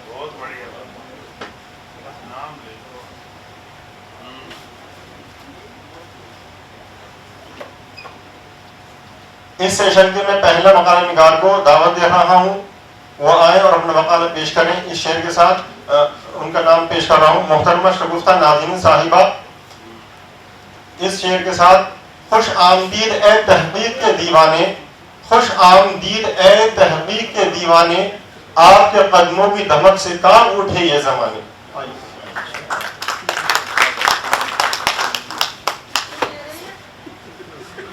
صدر محترم اور معزز حاضرین، السلام علیکم ورحمۃ اللہ وبرکاتہ۔ میرا نام شگفتہ نازنین ہے، میں عالیہ یونیورسٹی کی ریسرچ اسکالر ہوں، میں شہر کلکتہ سے آئی ہوں۔ میرے مقالے کا عنوان ہے القمہ شبلی کی رباعی گوئی چہار آئینہ کی روشنی میں۔ سر اجازت ہے؟ اردو زبان و ادب کی آبیاری کرنے میں مغربی بنگال کا غیر معمولی کردار رہا ہے۔ یہاں آزادی سے قبل، آزادی کے بعد اور عصر حاضر میں بھی اردو کی سینچائی کی جاتی رہی ہے۔ اردو کا پہلا اخبار جامع جہان ہوا، یہیں سے شائع ہوا۔ اردو پریس کا قیام سب سے پہلے یہیں ہوا۔ جدید اردو کی داخل فورٹ ولیم کالج میں یہیں سے پڑھی، اور آغاز سے لے کر اب تک یہاں کے متعدد شعراء و ادبا نے اپنے فنکاروں سے ہمیں محظوظ و مستفید کیا۔ کچھ شعراء و ادبا یہیں پیدا ہوئے اور کچھ ایسے بھی ہیں جن کی پیدائش یہاں تو نہیں ہوئی، لیکن کسی سبب جب وہ یہاں آئے تو مستقل سکونت اختیار کر لی۔ مغربی بنگال خصوصاً کلکتہ کے ادبی شخصیات میں ایک اہم اور معتبر نام ابو القمہ محمد شبلی نعمانی کا ہے، جو اردو دنیا میں القمہ شبلی کے نام سے مشہور ہیں۔ القمہ شبلی بن مولانا عبدالجبار کی ولادت 1 نومبر 1930 میں بہار کے گاؤں میر غیاث شک میں ہوئی۔ تعلیم اور ملازمت کے سلسلے میں انہوں نے پہلے بہار اور پھر کلکتہ میں رہائش اختیار کی۔ 1948 عیسوی میں پہلی غزل کہی اور اس وقت سے اپنی آخری زندگی کے آخری لمحات تک ادبی کاموں میں سرگرم رہی اور 13 اگست 2019 کو اصدار خانی سے کوچ کر گئے۔ انہوں نے مختلف و متنوع اصناف میں اپنی جولانی طبع کا اظہار کیا ہے۔ نثر میں تنقید، سفر نامے، مکتوبات، تو شاعری میں غزل، نظم، رباعی، قطع اور خماسیاں جیسے اصناف پر طبع آزمائی کی۔ اس کے علاوہ انتخابات و تدابیر اور ادب اطفال بھی ان کی دلچسپی کا مرکز رہے ہیں۔ ان کی رباعیات کے کل 4 مجموعے ہیں: زاد سفر، چہار آئینہ، شہر نامہ اور چہرہ نامہ. یہاں چہار آئینہ کی روشنی میں موجود ان کی رباعیات کے حوالے سے گفتگو کرنے کی کوشش کروں گی. اردو شاعری کے آغاز سے ہی حمد و نعت لکھنے کی مستقیم روایت موجود ہے. اردو کا پہلا صاحب دیوان شاعر قلی قطب شاہ کے دیوان میں بھی حمد و نعت پائے جاتے ہیں. علقمہ شبلی رباعی کی روایت سے بخوبی واقف تھے اور قدیم رباعی گوشورا کی طرح انہوں نے بھی توحید و معرفت، نعت و منقبت، مناجات، آخرت اور رحمت الہی اور عشق حقیقی جیسے موضوعات پر رباعیت لکھے ہیں. مذکورہ کتاب چہار آئینہ کے حصہ اول میں اللہ نور السماوات والارض، اللہ آسمانوں اور زمینوں کا نور ہے، اس عنوان کے تحت حمدیہ رباعیہ کہی گئی ہیں. حمد گوئی میں رب کریم کے ذات اور صفات دونوں کا بیان ہے. اللہ کی تعریف کرتے ہوئے وہ انہیں اس روشنی سے تشبیہ دیتے ہیں جو تاریکی میں بھٹکے ہوئے مسافروں کو راہ دکھاتے ہیں. اس دار فانی میں ہم سبھی مسافر ہیں اور جب بھی ہمیں کوئی پریشانی درپیش آتی ہے یا ہم اپنی زندگی کے سفر میں گمراہ ہو جاتے ہیں تو خود کو راہ راست پر لانے کے لیے اور اپنی تاریک زندگی کو پھر سے روشن کرنے کے لیے اس نور کا حالہ اور ظلمت قدر کا اجالا اللہ تعالیٰ کی طرف رجوع کرتے ہیں. لیکن پھر انہیں خیال آتا ہے کہ اللہ کے لیے کسی ایک لفظ کی تلاش یا کسی شے سے تسبیح دینے کی بالکل ضرورت نہیں ہے. اس پاک اور بے عیب ذات کے لیے تو بس ان کا نام ہی کافی ہے. شبلی شاہ صاحب کا یہ حسین انداز آپ بھی ملاحظہ فرمائیں. تاریکی میں ایک نور کا حالہ ہے وہ، ظلمت کرے دل کا اجالا ہے وہ، اس مصدر اوصاف کی تعریف ہو کیا، بس یہ کہو اللہ تعالیٰ ہے وہ. چہار آئینہ کے دوسرے حصے میں نعتیہ رباعیہ کہی گئی ہیں. اس کا عنوان رغزالہ کا ذکر کا. ترجمہ: ہم نے آپ صلی اللہ علیہ وسلم کے لیے آپ صلی اللہ علیہ وسلم کے ذکر کو بلند کیا. یہاں موصوف نے رسول اللہ صلی اللہ علیہ وسلم کی خوبیوں کو بیان کیا ہے. رباعی کے چند اشعار پیش خدمت ہیں. اے پیکر رعنائی، اے فخر بشر، چہرہ ہے کہ ہے رشک خورشید و قمر. اے نور مجسم، کیا ہو آپ کی بات، ہے پیش نظر پھر بھی ٹھہرے نہ نظر. حصہ سوم کا عنوان الحکمت و ذلات المومنین، دانائی مومن کی گمشدہ چیز ہے. اس حصے میں انہوں نے اپنی رباعیوں کے وسیلے سے بالواسطہ یا بلا واسطہ طور پر حکمت و دانائی کا پیغام دیا ہے. انہیں اس بات کا شدت سے احساس ہے کہ زمانہ جتنی ترقی کے منازل کو طے کر رہا ہے اتنا ہی اخلاق، دانائی اور حکمت کے معاملے میں پست ہوتا جا رہا ہے. اس زمان میں ان کی یہ رباعیاں ملاحظہ فرمائیں.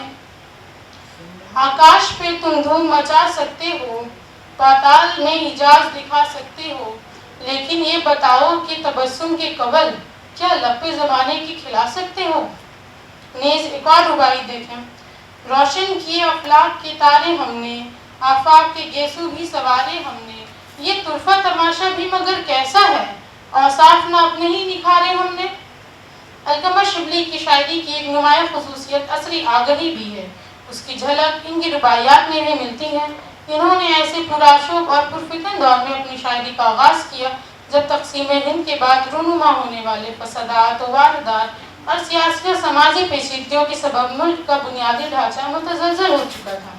یہ سارا منظر انہوں نے دیکھا اور محسوس بھی کیا تھا. اس لیے ان کے یہاں جذبے کی تڑپ اور احساس کی شدت کی فراوانی ہے جو تجربات و مشاہدات کی آنچ پر تپ کر نکلی ہے، اور انہیں پڑھ کر یقین ہوتا ہے کہ شاعر نے وہی کہا ہے جو اس پر اور عالم انسانیت پر گزری ہے.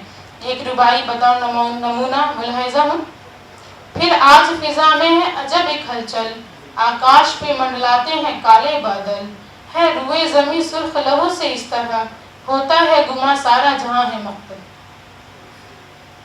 علقمہ شبلی فن شاعری سے بخوبی واقف تھے. انہیں شاعری بہت عزیز تھی. انہوں نے اپنی رباعیات کے وسیلے سے الفاظ و معنی کی اہمیت کو بھی واضح کیا ہے تاکہ حال اور مستقبل کے شاعر لفظوں کا انتخاب سوچ سمجھ کر کریں. رباعی کے چند اشعار پیش خدمت ہیں. احساس کی راتوں کا سویرا ہے لفظ، ترسیل تصور کا وسیلہ ہے لفظ، گر عقل کی میزان میں رکھ کر دیکھو ادراک کے ہاتھوں کا کھلانا ہے لفظ. اگر آپ کو یہ سمجھ نہ آئے کہ ہمیں کیسی شاعری کرنی چاہیے، کن اشعار کو آپ اچھا کہہ سکتے ہیں، آخر اچھی شاعری کا معیار کیا ہے، تو آپ علقمہ شبلی صاحب کی اس رباعی پر ذرا غور فرمائیں. افکار کی کندل جلا کر رکھو، احساس کو ہر لمحہ منور رکھو، اشعار کے پیراہن زیبا کو تم مفہوم کی خوشبو سے معطر رکھو.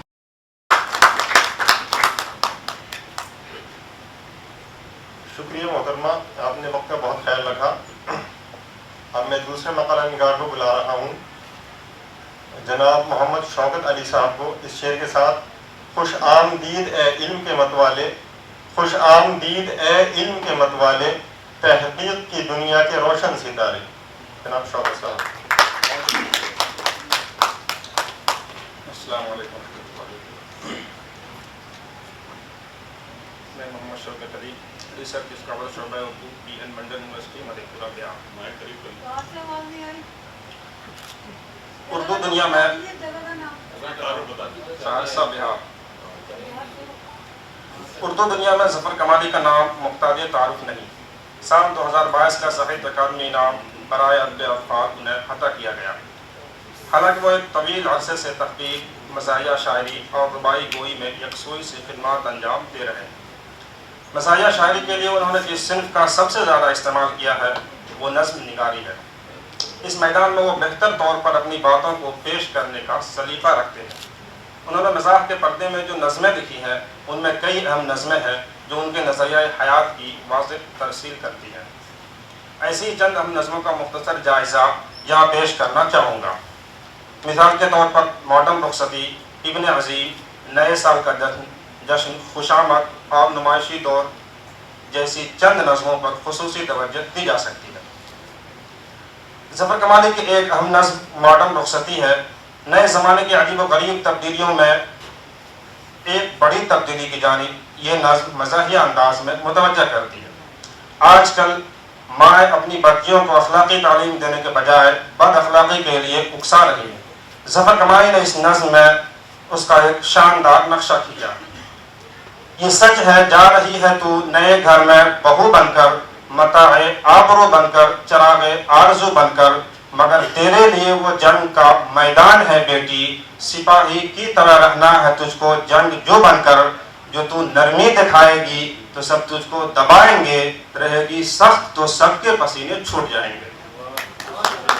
ظفر کمالی نے تعلیم یافتہ سماج کی ان تبدیلیوں کو بڑے لطیف انداز میں پیش کیا ہے اور اس بات کو واضح کرنے میں کامیابی پائی ہے کہ آج کل کی نام نہاد پڑھی لکھی مائیں بھی اپنی بداندیشی اور بیجا مداخلت کے سبب بہت بار اپنی بچیوں کی بددماغی کو 7ویں آسمان پر پہنچا دیتی ہیں. ظفر کمالی کی زبانی سے ملاحظہ فرمائیں: دکھانا مفسدانہ ذہن کی ہر وقت زرخیزی، زباں میں تیزی ہونی چاہیے تلوار کی تیزی، لپکتے ہی رہے آنکھوں میں ہر پل برق کے شعلے، تیرے دم سے رہے قائم جہاں میں رسم چنگیزی. اس ماڈرن رخصتی میں ایک ماں اپنی بچی کے ذہن میں جن اوصاف کی شمولیت چاہتی ہے، حقیقت میں وہاں انسانی قدروں کی پامالی کا زہر بویا جا رہا ہے. کبھی اسے وہ رسم چنگیزی اور کبھی ہلاکو خان بن جانے کی تدبیر سکھا رہی ہے، تو کبھی وہ بیٹی کو یہ کہہ رہی ہے کہ انسانی ہمدردی، محبت اور مروت کے دن اب لد گئے، اب تو بس لڑ بھیڑ کر رہنے کا زمانہ ہے. وہ کہتی ہے کہ تمہیں چاہیے کہ تم اپنی حکمت سے ان تمام چال بازیوں اور سازشوں کو چیت کر دو.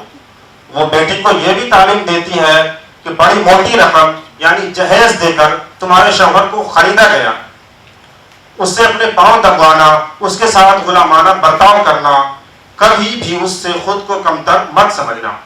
ایک اچھی ماں اپنی بچی کو ہمیشہ اعلیٰ اخلاق کی تعلیم اور سسرال والوں کے ساتھ حسن سلوک سے پیش آنے کی نصیحت کرتی ہے. لیکن ظفر کمالی نے اس ماڈرن رخصتی میں مذاق کا ماحول پیدا کرتے ہوئے اپنی وہ باتیں پیش کی ہیں جن کے آئینے میں آج کی حقیقی دنیا نظر آتی ہے.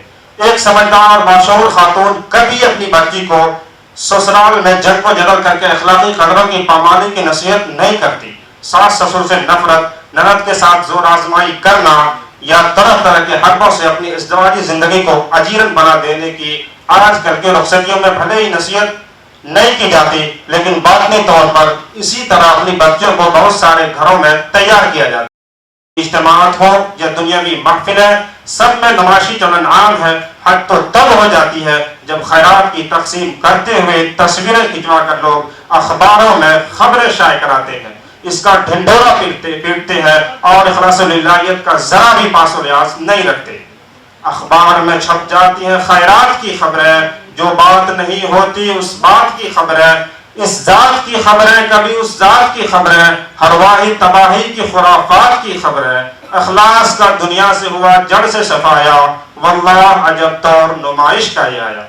ظفر کمالی نے جب سماج کی یہ نمائشی صورتحال دیکھی تو وہ بے ساختہ کیے ہوتے کہ جب ہر طرف نمائش پسندوں کا گروہ ہی کامیاب اور سرخرو ہے تو خود اپنی ذات کو اس سے الگ رکھنے کا کیا مطلب؟ اس لیے وہ تنزیہ طور پر فرماتے ہیں، جب گرم ہے دنیا میں اسی چیز کا بازار، جب کافر و مومن بھی اسی کے ہیں طلبگار، اس دام میں بن جاؤ، اس دام میں جب چھوٹے بڑے سب ہیں گرفتار، بن جاؤ ظفر تم بھی نمائش کے طرفدار، اخلاص کا دنیا سے ہوا جڑ سے صفایا، واللہ عجب دور نمائش کا ہی آیا۔ ظفر کمالی نے اپنی نظموں میں ظرافت کے ذریعہ کئی حساس موضوعات پر باتیں کی ہے جن پر واقعی توجہ کی ضرورت ہے۔ سماج میں پھیلی ہوئی برائیوں پر ان کی باریک نظر ہے اور انہیں اس بات سے شدید تکلیف ہوتی ہے، لہٰذا وہ اپنی نظموں کے ذریعہ اپنا غم ہلکا کرنے کی کوشش کرتے ہیں۔ ان کی زبان کافی جستہ اور رواں ہے جس سے ترسیل کا کوئی مسئلہ پیدا نہیں ہوتا۔ وہ سامنے کے اور سادہ الفاظ میں بات پیش کرنے کے قائل ہیں، اس لیے ہر طرح کے قاری ان سے آسانی سے جڑ جاتے ہیں۔ آخر میں ظفر کمالی کی نظموں پر پروفیسر شکیل الرحمان مرحوم کا ایک اقتباس پیش کرتے ہوئے اپنی بات ختم کرنا چاہوں گا، جسے انہوں نے ڈنگ کے سلسلے سے پیش کیا تھا۔ ڈنگ ظفر کمالی کی تنزیہ و مزاحیہ تخلیقات کا دوسرا مجموعہ ہے، مگر ناقدان ادب نے ان کی دونوں کتابوں کی اس طرح پذیرائی نہیں کی جن کی وہ مستحق ہے۔ یہ افسوس کا مقام ہے، اس لیے کہ اردو میں ظفر کمالی جیسے شاعر بار بار پیدا نہیں ہوتے۔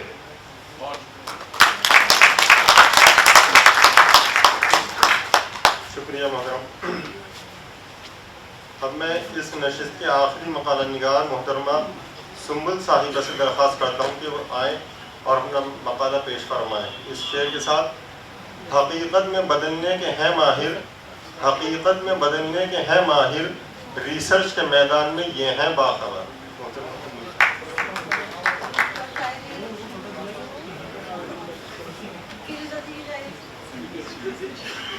بہت شکریہ۔ حاضرین محفل کی خدمت میں آداب رسوم۔ میرا نام سنبل صبیحہ ہے، میں لکھنؤ یونیورسٹی کے شعبہ اردو کی ریسرچ اسکالر ہوں۔ میرا تحقیقی موضوع ہے غضنفر کی فکشن نگاری کا فکری و فنی مطالعہ، اور میں اپنا تحقیقی کام ڈاکٹر جانثار عالم کی نگرانی میں انجام دے رہی ہوں۔ صدر محترم کی اجازت سے میں اپنے مقالے کا آغاز کرنا چاہوں گی، جس کا عنوان ہے غضنفر کی ناول نگاری کا فکری و فنی جائزہ، ناول پانی اور دیویہ بانی کے خصوصی حوالے سے۔ اردو ادب میں غضنفر علی کی کثیر الجہاد شخصیت کسی تعارف کی محتاج نہیں۔ انہوں نے ادب کی تقریباً تمام اصناف میں کامیاب طبع آزمائی کی، لیکن فکشن نگاری نے انہیں خاص شہرت سے نوازا۔ ناول نگاری میں انہوں نے فکر و فن کے عمدہ اور قابل قدر نمونے پیش کیے ہیں۔ ان کی تخلیقی بصیرت نے جہاں ان کی فکر کو رہنمائی عطا کی اور تخلیقی صلاحیت نے فن کو شعور بخشا، وہیں جدت پسندانہ طبیعت اور اختراعی ذہن و شعور نے انہیں ادب میں نئے نئے تجربات کے لیے مہمیز کیا۔ انہوں نے اپنے ناول اور افسانوں میں اختصار و جامعیت کے ساتھ جو تجربے کیے ہیں وہ وسیع و عریض افکار و نظریات پر مشتمل ہیں۔ غضنفر نے ایک سوانحی ناول سمیت بالترتیب کل 10 ناول تخلیق کیے، جن میں پانی، کینچلی، کہانی انکل، دیویہ بانی، فسو، وش منتھن، مم، شوراب، مانجھی اور دیکھ لی دنیا ہم نے اردو ادب کے ذخیرے میں اضافے کی حیثیت رکھتے ہیں۔ ہر ناول موضوع کے اعتبار سے نیا اور مختلف ہونے کے ساتھ ہی تحیر آمیز قصوں پر مبنی ہے۔ غضنفر کی ناول نگاری کی فکری و فنی خصوصیات کی افہام و تفہیم کے لیے اختصار کو ملحوظ خاطر رکھتے ہوئے یہاں صرف 2 ناول پانی اور دیویہ بانی کا جائزہ لیا جائے گا کہ کس طرح انہوں نے فن کے مبادیات و مطالبات اس کے اصول و قوانین اور روایات کو سمجھا، اسے اپنے فن میں برتا اور کس طرح کے افکار و نظریات کو اپنے فن کا محور و مرکز بنایا۔ پیاس کی بنیادی اساس پانی ہے اور پانی اس کرۂ ارض پر ہر جاندار کی زندگی کے لیے قدرت کی جانب سے عطا کردہ ایک قیمتی وسیلہ ہے۔ دنیا کے ہر مقام اور ہر زمانے میں پانی کی اہمیت کو شدت کے ساتھ محسوس کیا جاتا رہا ہے۔ پانی کے اسی احساس، اس کی تلاش و جستجو اور حصولیابی کو غضنفر نے ایک کامیاب تجربے کے ساتھ پیش کیا۔ غضنفر کا ناول پانی 1989 میں منظر عام پر آیا، جو 103 صفحات پر مشتمل گہری معنویت کا مختصر ناول ہے۔ غضنفر نے اس ناول کے نثری پیکر میں جو شعری روح پھونکی ہے، اس لحاظ سے بھی یہ انوکھا اور اہم ناول ہے۔ اس ناول میں انہوں نے علامتی، استعاراتی اور تمثیلی انداز اختیار ہی نہیں کیا، بلکہ شاعرانہ نثر کو سلیس ہندی زبان میں لکھنے کی کامیاب کوشش کی ہے۔ اگر یہ کہا جائے تو بے جا نہ ہوگا کہ انہوں نے اس ناول میں کثرت سے ہندی زبان کے الفاظ استعمال کیے ہیں، لیکن صورتحال کی عکاسی کی مناسبت سے کہیں بھی یہ غیر مانوس محسوس نہیں ہوتے۔ اسے غضنفر کا فطری عمل بھی کہہ سکتے ہیں اور ایک طرح کا اسلوبیاتی تجربہ بھی۔ بالیشور کی ذہنی کشاکش ناول میں نفسیاتی پہلوؤں کو بھی اجاگر کرتی ہے اور بندیا کو بالیشور کی عشق و محبت کی واردات، فرسودہ سماج کے تئیں اختلاف و احتجاج، رومانی فضا بھی قائم کرتی ہے۔ ناول میں جہاں دیویہ بانی بذات خود ایک استعارہ ہے، حاکم طبقے کی خود اعتمادی کا، مظلوم طبقے کی محرومی اور ان کو دی جانے والی کرب انگیز سزا کا، وہیں غضنفر نے کہیں بابا کے ظلم کی علامت کو ایک خطرناک سانپ کی شکل دی ہے تو کہیں ندی کو پاکی کی علامت بنا کر پیش کیا۔ ناول دیویہ بانی فنی و فکری سطح پر ایک کامیاب تجربہ ہونے کے ساتھ ہی اردو میں دلت ڈسکورس کی کمزور ہوتی روایت کو استحکام عطا کرنے والا ایک امتیازی قہرنامہ کہا جا سکتا ہے۔ المختصر، پانی اور دیویہ بانی دونوں ہی ناول فنی خوبیوں کے اعتبار سے اساطیری، استعاراتی، علامتی رنگ و آہنگ سے مرتسم اور احتجاجی رجحانات سے مرصع ہونے کی بنا پر کافی اہم ہیں۔ علاوہ ازیں ان کے دیگر ناول اور مختلف افسانے بھی جہاں عصری حیثیت اور تلخ سماجی حقیقت کی فنکارانہ اظہار کی ترجمانی کرتے ہیں، وہیں جدت و ندرت کے ساتھ فنی لوازمات کی پاسداری بھی۔ انہوں نے اپنے تمام ناولوں میں موضوعات کی بوقلمونی سے مختلف النوع مسائل کو انوکھے اور اچھوتے انداز میں پیش کر کامیاب تجربے کیے اور فکر و فن کی مشاہدہ گیری سے اسے کمال معراج تک پہنچایا۔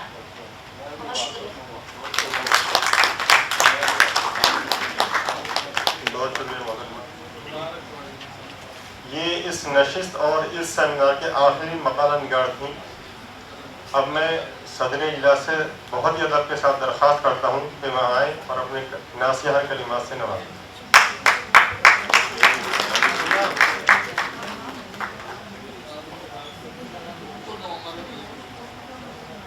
بہت شکریہ مصباح صاحب۔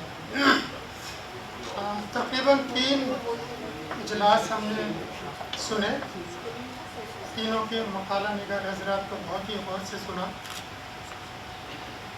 ظاہر ہے اس میں کچھ ہندوستان کی مختلف ریاستوں سے، مختلف اہم یونیورسٹیز سے اور غیر ممالک کا طلباء بھی تھے۔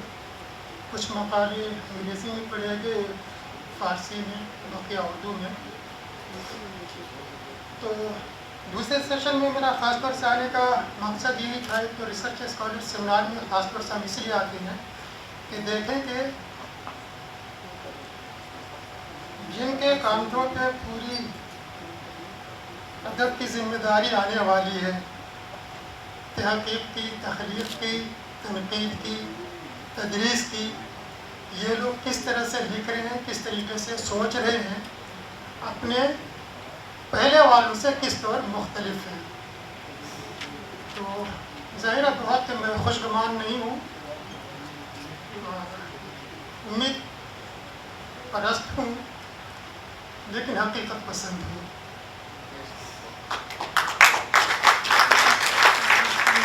वो इंटरडिसिप्लिनरी पे भी जो मजमून था मोहतरमा का अच्छा था, ज़ाहिर है वो बाहर से तशरीफ़ लाई थी, ठीक था, लेकिन जाहिर है कि वो तारीफ़ की हद से आगे नहीं कर सकी थी कि इंटरडिसिप्लिनरी रिसर्च क्या होती है, कोई नई बात। जाहिर है वो पूरा मकाला बहुत कम वक्त में पढ़ा भी था उन्होंने, वैसी और दूसरे मकालों का था।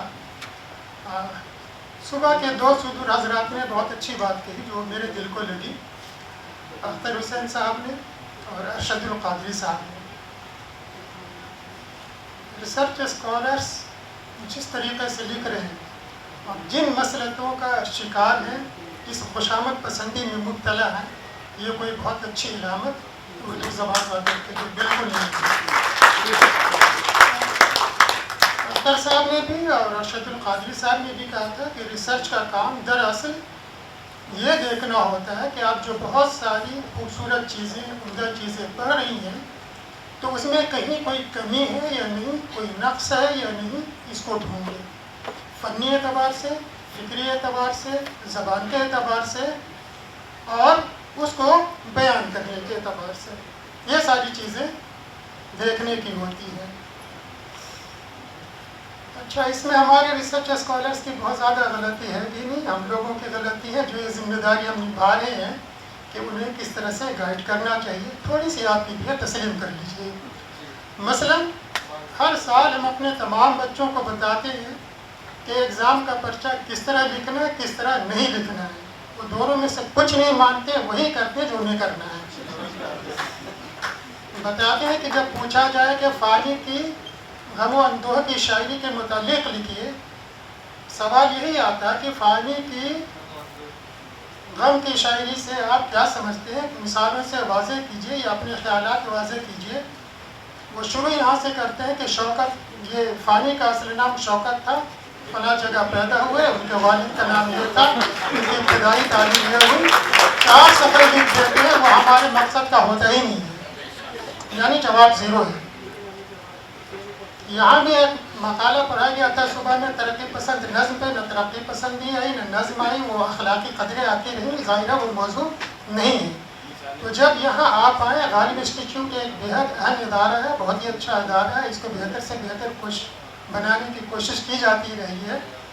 इदरीस साहब ने काफ़ी चीज़ें बदल भी दी हैं, तो अच्छा लग रहा, बोर्ड वगैरह बदल दिया, ये बदल दिया है, तो तब्दीली बहुत ज़रूरी है। वक्त के साथ तो आपको चलना है, तो मज़ामीन में भी इसी तरह से होना चाहिए।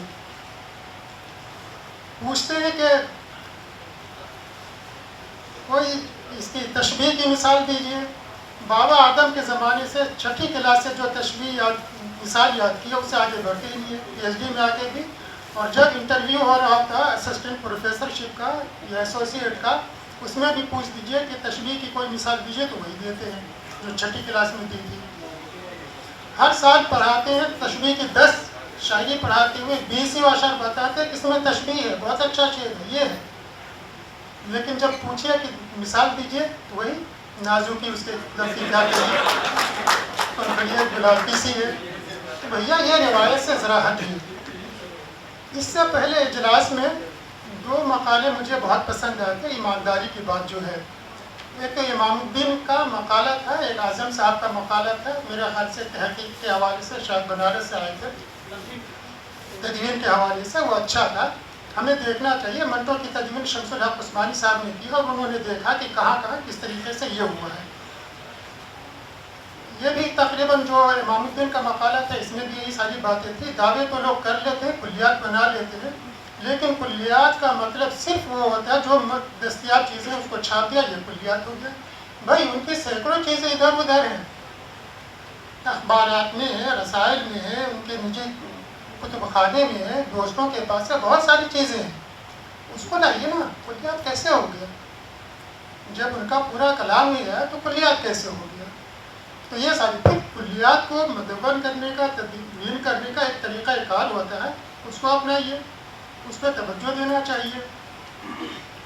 तो अगर वो सब कुछ नहीं कर रहे हैं तो मेरे ख्याल से उसको करना चाहिए। देखिए हमारा ये ज़माना जो है बहुत ही मसलहत पसंदों का है, बहुत ही डरपोक का है ना। तो हम डरते हैं अपने वालिदैन से तो नहीं डरते, अपने असातिज़ा से डरते हैं जिनके हाथ में नंबर होते हैं। کے بعد ان سے ڈرتے ہیں جو سیمینار وغیرہ کے ذمہ دار ہوتے ہیں جیسے ادریس صاحب ہیں، پتہ نہیں اگلی مرتبہ بلا یا نہیں۔ اس کے بعد پھر ہم لوگوں سے بھی ڈرتے ہیں کہ پتہ نہیں انٹرویو میں کیا ہو، ایڈمیشن ملے نہ ملے، نوکری ملے نہ ملے۔ وہ بھی بے ایمان ہوتے ہیں، جن سے آپ ڈرتے ہیں وہ آپ سے زیادہ ڈرپوک ہوتے ہیں۔ میرا ایک ساتھی تھا، وہ بڑے مزے کی بات کہہ رہا تھا، ایک آدمی وہ اندر جو ہے باہر بہت وہ اسسٹنٹ پروفیسر شپ کا وہ ہو رہا تھا انٹرویو، تو ایک صاحب بےحد پریشان اندر جانے سے پہلے، اس نے کہا تم کیوں پریشان، اتنے پسینے ہو رہے ہو؟ پریشان تو اس کو ہونا چاہیے جو اندر ہے، جس کو اپنے کینڈیڈیٹ کا کروانا، تم آرام سے رہو، جاؤ انٹرویو دو۔ تو یہ ساری چیزیں تو ہو رہی ہیں۔ دیکھیں، اگر آپ حق گو بنیں گے، جرأت مند بنیں گے، دل کی بات کہنا چاہیں گے، آزادی اظہار کا احترام کریں گے، تو آپ کو ایک انقلاب کی طرح سے ہے جس کو بیشتر صاحبان اقتدار گھیرے ہوئے ہیں، فتح نہیں پا رہے ہیں، آس پاس کے لوگوں کو ڈرا رہے ہیں، دھمکا رہے ہیں، مار رہے ہیں، لیکن فتح نہیں پاتے ہیں۔ تو آپ کی حیثیت مسلم ہے، پوری دنیا لگ جائے آپ کو ختم نہیں کریں گے، آپ کی شناخت، آپ کا وجود رہے گا۔ یہ ادب کی دنیا میں بھی ہے۔ ٹھیک ہے، بہت سے لوگوں کو گرا گزرے گا، برا لگے گا کہ ہم نے ہمارے بارے میں ایسا کہا ویسا کہا۔ بھائی صاحب، تحقیق کا کام ہی ہے کہ کمیوں کو نکال دیا۔ پولیس انویسٹیگیشن کیسا ہوتا ہے؟ قاضی عبدالودود صاحب سے ایک مرتبہ کسی نے کہا کہ آپ تو صرف خامیاں نکالتے رہتے ہیں، بڑے بڑے لوگوں کے اس میں اتنے محاسن ہیں، اتنی اچھائیاں اس کو نہیں دیکھتے ہیں۔ تو کہا عجیب آدمی ہے، تم یہ بات کہہ رہے ہو کہ 1 کلو دودھ میں 1 بوند زہر کی ڈال دی، تو زہر کے بارے میں ہم کیوں نہیں کہیں؟ دودھ کی تعریف کرتے ہیں، 1 بوند زہر سے آدمی مر جائے۔ اور یہ ادب میں، تحقیق میں تو پوری نسل، آپ کی نسل نہیں، کئی نسل پیچھے کی ختم ہو جاتی ہے۔ تو جرأت مند ہونا چاہیے، حق گو ہونا چاہیے، اچھی بات ہے۔ مخالفتوں کا سامنا ہوگا، پریشانیوں کا سامنا ہوگا۔ میرے ایک اسٹوڈنٹ سے ہم نے اور بہت سے دوسرے ٹیچرس نے سمجھایا کہ یار سب کے خلاف بولتے رہتے ہو، آپ نے صحیح نہیں پڑھا، آپ نے غلط پڑھ دیا، آپ کے حوالے درست نہیں ہیں، مت کرو۔ تو کہا کہ ہم نے کہا کہ جب نوکری ہو جائے، ہم نے نہیں کہا، ہمارے دوست نے کہا، پروفیسر صاحب نے، کہ جب نوکری ہو جائے گی تو پھر کہتے رہنا۔ تو ان سے تو انہوں نے کچھ نہیں کہا، ہم سے کہا کہ سر وہ جو سر کہہ رہے تھے کہ کسی کے خلاف مت بولو، یہ مت بولو، فلاں صاحب کے، اور یاد رکھے اردو دنیا میں جتنے بڑے بڑے ادیب ہیں ہندوستان اور پاکستان کے، کسی کو ساتھ میں نے نہیں چھوڑا ہے، نہ سامنے نہ اپنی تحریروں میں۔ تمام کی غلطیاں نکالی ہیں، تمام سے بحثیں کی ہے، تمام سے مباحثے کیے، خط کے ذریعے، ای میل کے ذریعے، سامنے۔ تو ہم سے کہا کہ آپ منع کرتے ہیں کہ مت بولیے، تو ہم بولیں گے پھر کب؟ ابھی نہیں بولے کہ ہم لیکچرر نہیں بنیں گے، لیکچرر بچا تو اس ڈر سے نہیں بولے کہ ہمیں ایسوسیٹ بننا ہے، پھر تب نہیں بولے کہ ہمیں پروفیسر بننا ہے، پروفیسر بننے کے بعد پھر ہم ڈرتے رہیں گے، ہم نہیں بولیں گے کہ ہمیں کسی کمیٹی میں جانا ہے، تو ہم بولیں گے کب؟ ریسرچ میں تو ہمیں یہی سکھایا گیا کہ حق گو بنیے، جرأت مند بنیے، بولیے، لوگوں کے حق کی بات بولیے۔ ٹھیک ہے، کلیم الدین نے غلطی کی تو کی، منٹو سے غلطی ہوئی تو ہوئی۔ علامہ اقبال راک تعریفوں کے باوجود گانے سننے کا ان کو شوق تھا، قواعد کے یہاں جاتے تھے، تو یہ کیوں کہ اس پہ ہم یہ کرنے کی کوشش کریں گے؟ میر نے کہہ دیا کہ جرأت کو کہ تم شاعری کرنا کیا جانو، چما چاٹی کہا کرو۔ سب لوگوں نے کہا کہ چما چاٹی کا شاعر ہے جرأت، اور اس سے زیادہ خطرناک شعر اور اس سے زیادہ میر کے یہاں ہے۔ تو صرف کہے پہ مت جائیے، جو استاد کہتے جو پہلے والوں نے لکھ دیا سب صحیح نہیں ہے۔ آپ ریسرچ اس لیے کر رہے ہیں کہ اپنے نقطۂ نظر سے، اپنے ذہن سے، اپنے دماغ سے سوچیے۔ 3 مقالے پڑھے گئے، بہت عمدہ پڑھے گئے، بہت ہی اچھے پڑھے گئے۔ ایک مقالہ ظفر کمالی صاحب کے اس پہ پڑھا گیا، اور کہ علقمہ شبلی صاحب پہ، اور ایک غضنفر پہ۔ علقمہ شبلی صاحب ظاہر ہمارے بہت ہی محترم شاعر ہیں، بچوں کے لیے بھی انہوں نے کافی لکھا ہے. بچپن میں ہم لوگ علقمہ شبلی کی کافی چیزیں پڑھتے تھے کھلوانا میں. شعر میں ایک جگہ علقمہ شبلی پہ آپ نے پڑھا تھا نا، ہاں، تو اس میں ایک جگہ بشر کا لفظ آیا ہے نا، تو بشر آپ نے پڑھ دیا تو وزن سے اور بحر سے خارج ہو جائے گا. بشر ہے نا، صحیح لفظ بھی بشر ہے، تو نثر میں تو خیر چل جائے گا اور شاعری میں تو بالکل نہیں چلے گا. تو بشر کر لیجیے گا کہیں بھی پڑھیے گا تو. اور کہیں آپ نے اس کا تحقیق کا موضوع ہوا اور آپ نے پڑھ دیا تو جو ایکسپرٹ ہوگا بہت ناراض ہوگا. تو یہ ساری چیزیں درست کر لیجیے گا. پیپر آپ نے بہت اچھا پڑھا، مینا سے لکھا تھا، اور ان کی تمام خوبیوں کو رباعیوں میں جو چیزیں ہیں، خاص طور سے جو نعتیہ رباعی ہے، ان کا آپ نے ذکر کیا بہت اچھی طریقے سے. یہ اچھی بات ہے. ایک اور جو ظریفانہ شاعری پڑھی آپ نے، ظاہر ہے کہ منڈل یونیورسٹی سے آیا، وہاں سے اگر آپ یہاں تشریف لائیں تو یہی بہت بڑی بات ہے. اتنی چھوٹی جگہ سے آپ یہاں تشریف لائیں، اس کے لیے بہت بہت مبارکباد. یہ اچھی بات ہے کہ آپ کو آپ کے شعبے میں یہاں بھیجا. دیکھیے، جب ہم یہ دیکھتے ہیں تو ہمیں ان تمام چیزوں میں فرق کرنا چاہیے کہ طنز میں، مزاح میں، ظرافت میں کیا فرق ہے نا. تو یہ ساری چیزیں ہمیں دیکھ لینا چاہیے. تو بہت سی چیزیں ہیں، جب ہم اس طرح کی چیزیں لکھتے ہیں تو ہمیں دیکھنا چاہیے کہ جو چیز ہم مثال میں پیش کر رہے ہیں وہ واقعی ظریفانہ ہے یا نہیں. کہیں ایسا تو نہیں کہ وہ ناصحانہ ہے یا باغیانہ ہے یا کیا ہے. تو یہ ساری چیزیں دیکھ لینا چاہیے اور ٹھیک کر لیجیے گا. اور زیادہ اچھی چیزیں ڈھونڈ کر کے آپ اس مضمون میں شامل کر لیجیے گا اس کو شائع کروانے سے پہلے. جیسے یہ اچھا الفاظ کا بھی استعمال ہے. اچھا ہے کہ یہ بھی دیکھیے کہ ہمیں یہ کوشش کرنا چاہیے کہ جو موضوع جیسا ہو اس کی تحریر تقریباً ویسی ہونی چاہیے، ہے نا. اب جیسے ظریفانہ، اب پڑھنے کا انداز بھی تقریباً ویسی ہونا چاہیے. اب ظریفانہ شاعری پہ آپ مجاہدانہ انداز میں پڑھیں تو بہت اچھی بات نہیں ہوگی، ہے نا. تو ظریفانہ ہی طریقے سے کوشش کرنی چاہیے کہ پڑھیں. اور تحریر بھی ویسی ہی ہونی چاہیے کہ اس میں ظریفانہ پہلو. آپ کی تحریر سے بھی پتہ چلے کہ آپ ظرافت مضمون لکھ رہے ہیں یا نعت پہ مضمون لکھ رہے ہیں، تو آپ کی تحریر سے بھی معلوم ہو کہ نعت پہ ہی مضمون لکھ رہے ہیں. الفاظ کا انتخاب، تخلیص کا احترام، وہ ساری چیزیں اس طرح سے ہونی چاہیے. یہ ساری بنیادی بات ہے، اس کو خیال میں رکھنا چاہیے.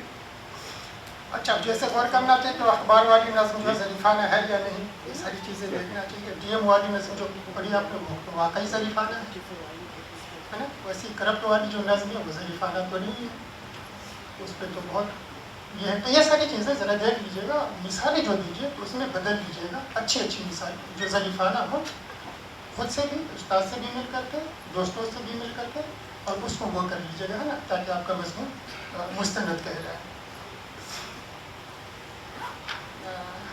سنبل صبیہ صاحبہ کا غضنفر کی ناول نگاری کے غضنفر ہمارے بےحد فعال اور بےحد زود نویس ہے. میرے خیال سے 2-3 لوگ ہوئے اردو ادب میں جو بہت زیادہ لکھتے رہے. پرانے زمانے میں تو کرشن چندر تھے، بہت زیادہ لکھتے تھے. اچھا، بہت زیادہ لکھنا بہت اچھی بات نہیں ہے. مثلاً کرشن چندر کا مجھے کوئی انتخاب کرنے کے لیے کہے تو 60% تو بالکل نکال دیں گے ہم. 60% کسی کام کا نہیں، 40% کام کی چیزیں. تو بہت زیادہ لکھنا اچھا ہمیشہ نہیں ہوتا ہے. کم لکھے، اچھا لکھے، ایمانداری سے لکھے، بہت سوچ سمجھ کر کے لکھے، پورا حق ادا کر کے لکھے. تو لیکن یہ ہے کہ غزل اچھا. اس کے بعد یہ مشرف علیم ذوقی صاحب تھے، وہ بھی بہت ہی لکھتے تھے، بے تحاشا لکھتے تھے. اور ہمارے زمانے میں خدا ان کی زندگی اور لمبی کرے، غضنفر صاحب یہ بھی بہت ہی لکھتے ہیں. ان کی خوبی یہ ہے کہ صرف فکشن میں نہیں، ناول افسانے تو لکھتے ہی ہیں. شاعری ہو، شاعری میں بھی مثنوی، مرثیے، قصیدے، اس طرح کی چیزیں، پھر کالم نگاری، خاکے، بہت کوئی صنف نہیں چھوڑی ہے انہوں نے. بہت اچھا لکھا ہے. پانی تو واقعی جدید تجارت کے زمانے کا بہت ہی اچھا ناول تھا. اچھا دیکھ کہ جو پانی میں جو چیزیں پیاس کے لیے یا کارگاہ کے لیے اور دوسری چیزوں کے لیے استعمال کی ہے انہوں نے، تو وہ استعارہ نہیں ہے، وہ علامت ہے. وارث علی کو شکایت اس زمانے میں یہ تھی کہ ترقی پسند دعویٰ کرتے ہیں کہ ہم علامتی کہانیاں لکھ رہے ہیں. اول وہ تمثیل ہے، چلیے تمثیلی مان لیتے ہیں بعض کہانیوں کو، لیکن جو بھی علامتی کہانیاں لکھنے کا دعویٰ کر رہے ہیں وہ سب استعارے تک جاتے جاتے دم توڑ دیتے ہیں. علامت تک کوئی پہنچتا ہی نہیں ہے. تو استعارہ بالکل الگ چیز ہے، علامت بالکل الگ چیز ہے. تو ان کو اس میں بہت ساری چیزیں لگتی ہیں کہ مجھے علامتی، پورا نو کے لیے علامتی ہے ویسے. اور صبح بھی لوگوں نے بتایا کہ دیکھیے کہ جب ہم کسی کے بارے میں لکھیں تو صرف تحسینی طور پہ ہم اس کا جائزہ نہیں لیں، بلکہ دیکھیں کہ واقعی ادب کے لحاظ سے ہمارے سامنے متن ہونا چاہیے. آج کل تو متن مرکوز تنقید ویسے بھی چل رہی ہے، مابعد جدیدیت میں تو مصنف کو بالکل منع کر دیتے ہیں، ہے نا، اس کی منشا کو بھی منع کر دیتے ہیں. غالب نے کہا ہوگا نقش فریاد ہے کہ شوق تحریر کا اس کے کچھ معنی بتائیں گے. ہم کہتے ہیں کہ غالب نے تو اپنا شعر خود ہی نہیں سمجھا، اس کے معنی یہ ہوں گے کیونکہ معنی متن سے معنی یہ برآمد ہو رہے ہیں. تو یہ ساری چیزیں ہمیں دیکھنا ہوگا، اس طریقے سے ہم کوشش کریں گے. اب دیکھیں انہوں نے ہندی کا لفظ بہت استعمال کیا، ٹھیک ہے، کیریکٹر اگر اس طرح کا دلت ہے تو وہ زبان بولے گا ہی، حالانکہ وہی کیریکٹر پریم چند کے ایک لفظ بھی نہیں بولتا ہے. سارے کیریکٹر دیہاتی، سارے کیریکٹر افدھی، وہ ایک افدھی نہیں بولتا ہے. بولتا ہے کہیں دیکھا ہے؟ کوئی نہیں بولتا ہے. ایک دو لفظ لا دیا شین کی جگہ سین تو سمجھ لیتے کہ یہ جاہل ہے، پڑھا لکھا نہیں ہے. لیکن کیریکٹر اگر اپنی زبان بھی بول رہا ہے تو بری بات نہیں، اچھی بات ہے. لیکن اگر راوی بھی وہی بات بولنے لگے تو یہ اچھی بات ہے. راوی بعض اوقات، چلیے راوی کو ہم فی الحال مصنف مان لیتے ہیں، تو مصنف کی زبان تو بالکل الگ ہوگی، کردار کی الگ ہوگی. لیکن کردار بھی اگر ہندی ہی میں باتیں کرنے لگے، بیانیہ بھی ہندی ہی ہو تو یہ تو اچھی بات نہیں ہے کسی بھی فکشن کے لیے. پھر یہ حاجی افضال حسن نے لکھا کہ ایک ہی لفظ اپائے کو ایک صفحے میں غضنفر صاحب نے 13 یا 14 مرتبہ استعمال کیا. ہندی میں بھی اس کے مطلب آگے، اردو میں تو بہت ہی ہے، اور یہ راوی کہہ رہا ہے. تو یہ ساری چیزیں بھی ہمیں دیکھنا چاہیے کہ جہاں اردو متبادل ہے بیانیہ کے لیے یا راوی کے لیے تو ہمیں وہ سب استعمال کرنا چاہیے. بہت بہت مبارکباد ادریس صاحب کو اتنے اچھے اور کامیاب سیمینار کروانے کے لیے اور تمام انتظامات اچھے طریقے سے کروانے کے لیے، اور تمام مقالہ نگار حضرات کو جو یہاں تشریف لائے، بےحد محنت سے پرچے لکھے. اور کچھ خامیاں کمیاں ہیں تو وہ یہاں اس کی یاد دہانی اس لیے کرا دی جاتی ہے کہ آپ ایک مستقبل کے بہتر معمار بن سکیں. آپ کی یہ کمیاں جو بتائی جاتی ہے یا جو اشارے کیے جاتے ہیں تو اس لیے کیے جاتے ہیں کہ پوری زبان و ادب اور تحقیق و تنقید کا ذمہ اب آپ لوگوں کے سر آنے والا ہے. تو اس کے لیے ذہنی طور پہ، قلمی طور پہ، فکری طور پہ تیار ہو جائے، اسی لیے کہا جاتا ہے. بہت شکریہ.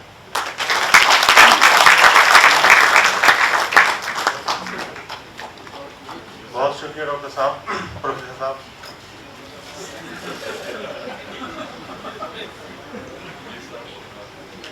پروفیسر ویسے بھی عارضی تھے، جب تک پڑھاتے تب تک پروفیسر، اس کے بعد ختم. سہ روزہ بین الاقوامی ریسرچ اسکالر سیمینار کی افتتاحی نشست میں ڈاکٹر ادریس احمد صاحب کی کہی ہوئی بات نہایت بصیرت افروز تھی.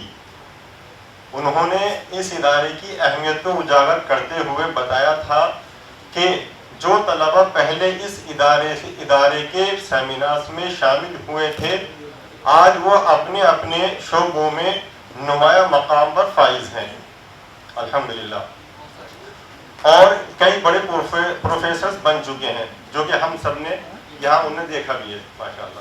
ابھی بھی موجود ہے جی الحمدللہ.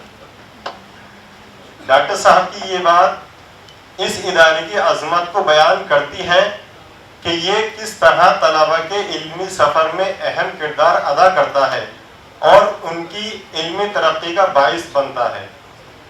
ڈاکٹر ادریس احمد صاحب کا یہ دعویٰ ہمیں اس حقیقت سے روشناس کراتا ہے کہ علم و تحقیق کے میدان میں وہ ادارے نہایت اہمیت کے حامل ہوتے ہیں جو اپنے طلبہ کو محض علم ہی نہیں دیتے بلکہ انہیں علمی سوچ اور تحقیق کی گہرائی سے سمجھ بھی فراہم کرتے ہیں. اس سیمینار میں شرکت کرنے والے طلبہ بھی اس ادارے کی اہمیت کو بخوبی سمجھ سکتے ہیں کیونکہ وہ یہاں نہ صرف علمی گفتگو کا حصہ بنتے ہیں بلکہ ان کا ذہنی افق بھی وسیع ہوتا ہے. یہ دعویٰ کہ گزشتہ طلبہ آج پروفیسرز کے عہدے پر فائز ہیں اس بات کی علامت ہے کہ یہ ادارہ تحقیق اور علمی ترقی کی بہترین مثال ہے. یہ بات سب کے لیے امید اور حوصلہ افزائی کا باعث ہے کہ اس سیمینار میں شرکت کرنے والے طلبہ بھی مستقبل میں کامیاب علمی شخصیت بن سکتے ہیں انشاءاللہ. سہ روزہ بین الاقوامی ریسرچ اسکالر سیمینار کی یہ آٹھویں اور آخری نشست ایک اہم موڑ پر پہنچ چکی ہے. یہ نشست نہ صرف اس سیمینار کی اختتامی تقریب ہے بلکہ اس پورے علمی سفر کا نچوڑ بھی ہے جس نے اسکالرز، محققین اور طلبہ کو 3 دن تک علم و تحقیق کی نئی راہوں سے روشناس کرایا. ہر نشست میں پیش کیے گئے تحقیقی مقالے، علمی مباحثے اور دانشورانہ گفتگو نے ایک ایسا علمی ماحول پیدا کیا جو نہ صرف تعلیمی میدان میں ترقی کے لیے امکانات روشن کرتا ہے بلکہ مختلف موضوعات پر تحقیق کے نئے زاویے بھی فراہم کرتا ہے.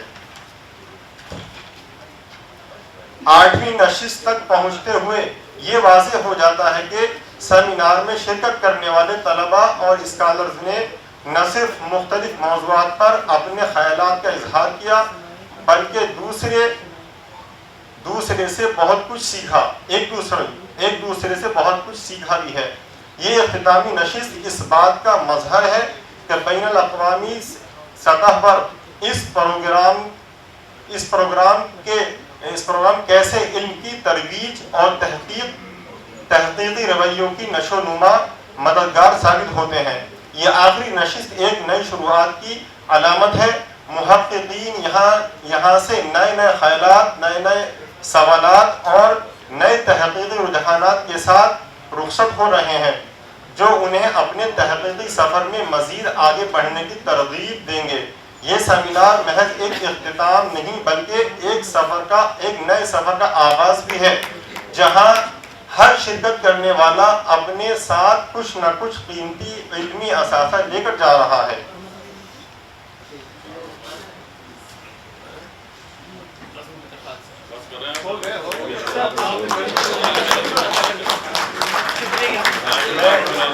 ڈاکٹر صاحب اور اس ادارے کا اور اراکین ادارے کے بہت شکر گزار ہوں. السلام علیکم ورحمۃ اللہ وبرکاتہ. السلام علیکم. کیونکہ مصباح الدین صاحب کی بڑی خواہش تھی کہ وہ مقالہ پیش کرے، آخرکار انہوں نے مقالہ پیش کر دیا تو میں ان کا بھی ممنون ہوں.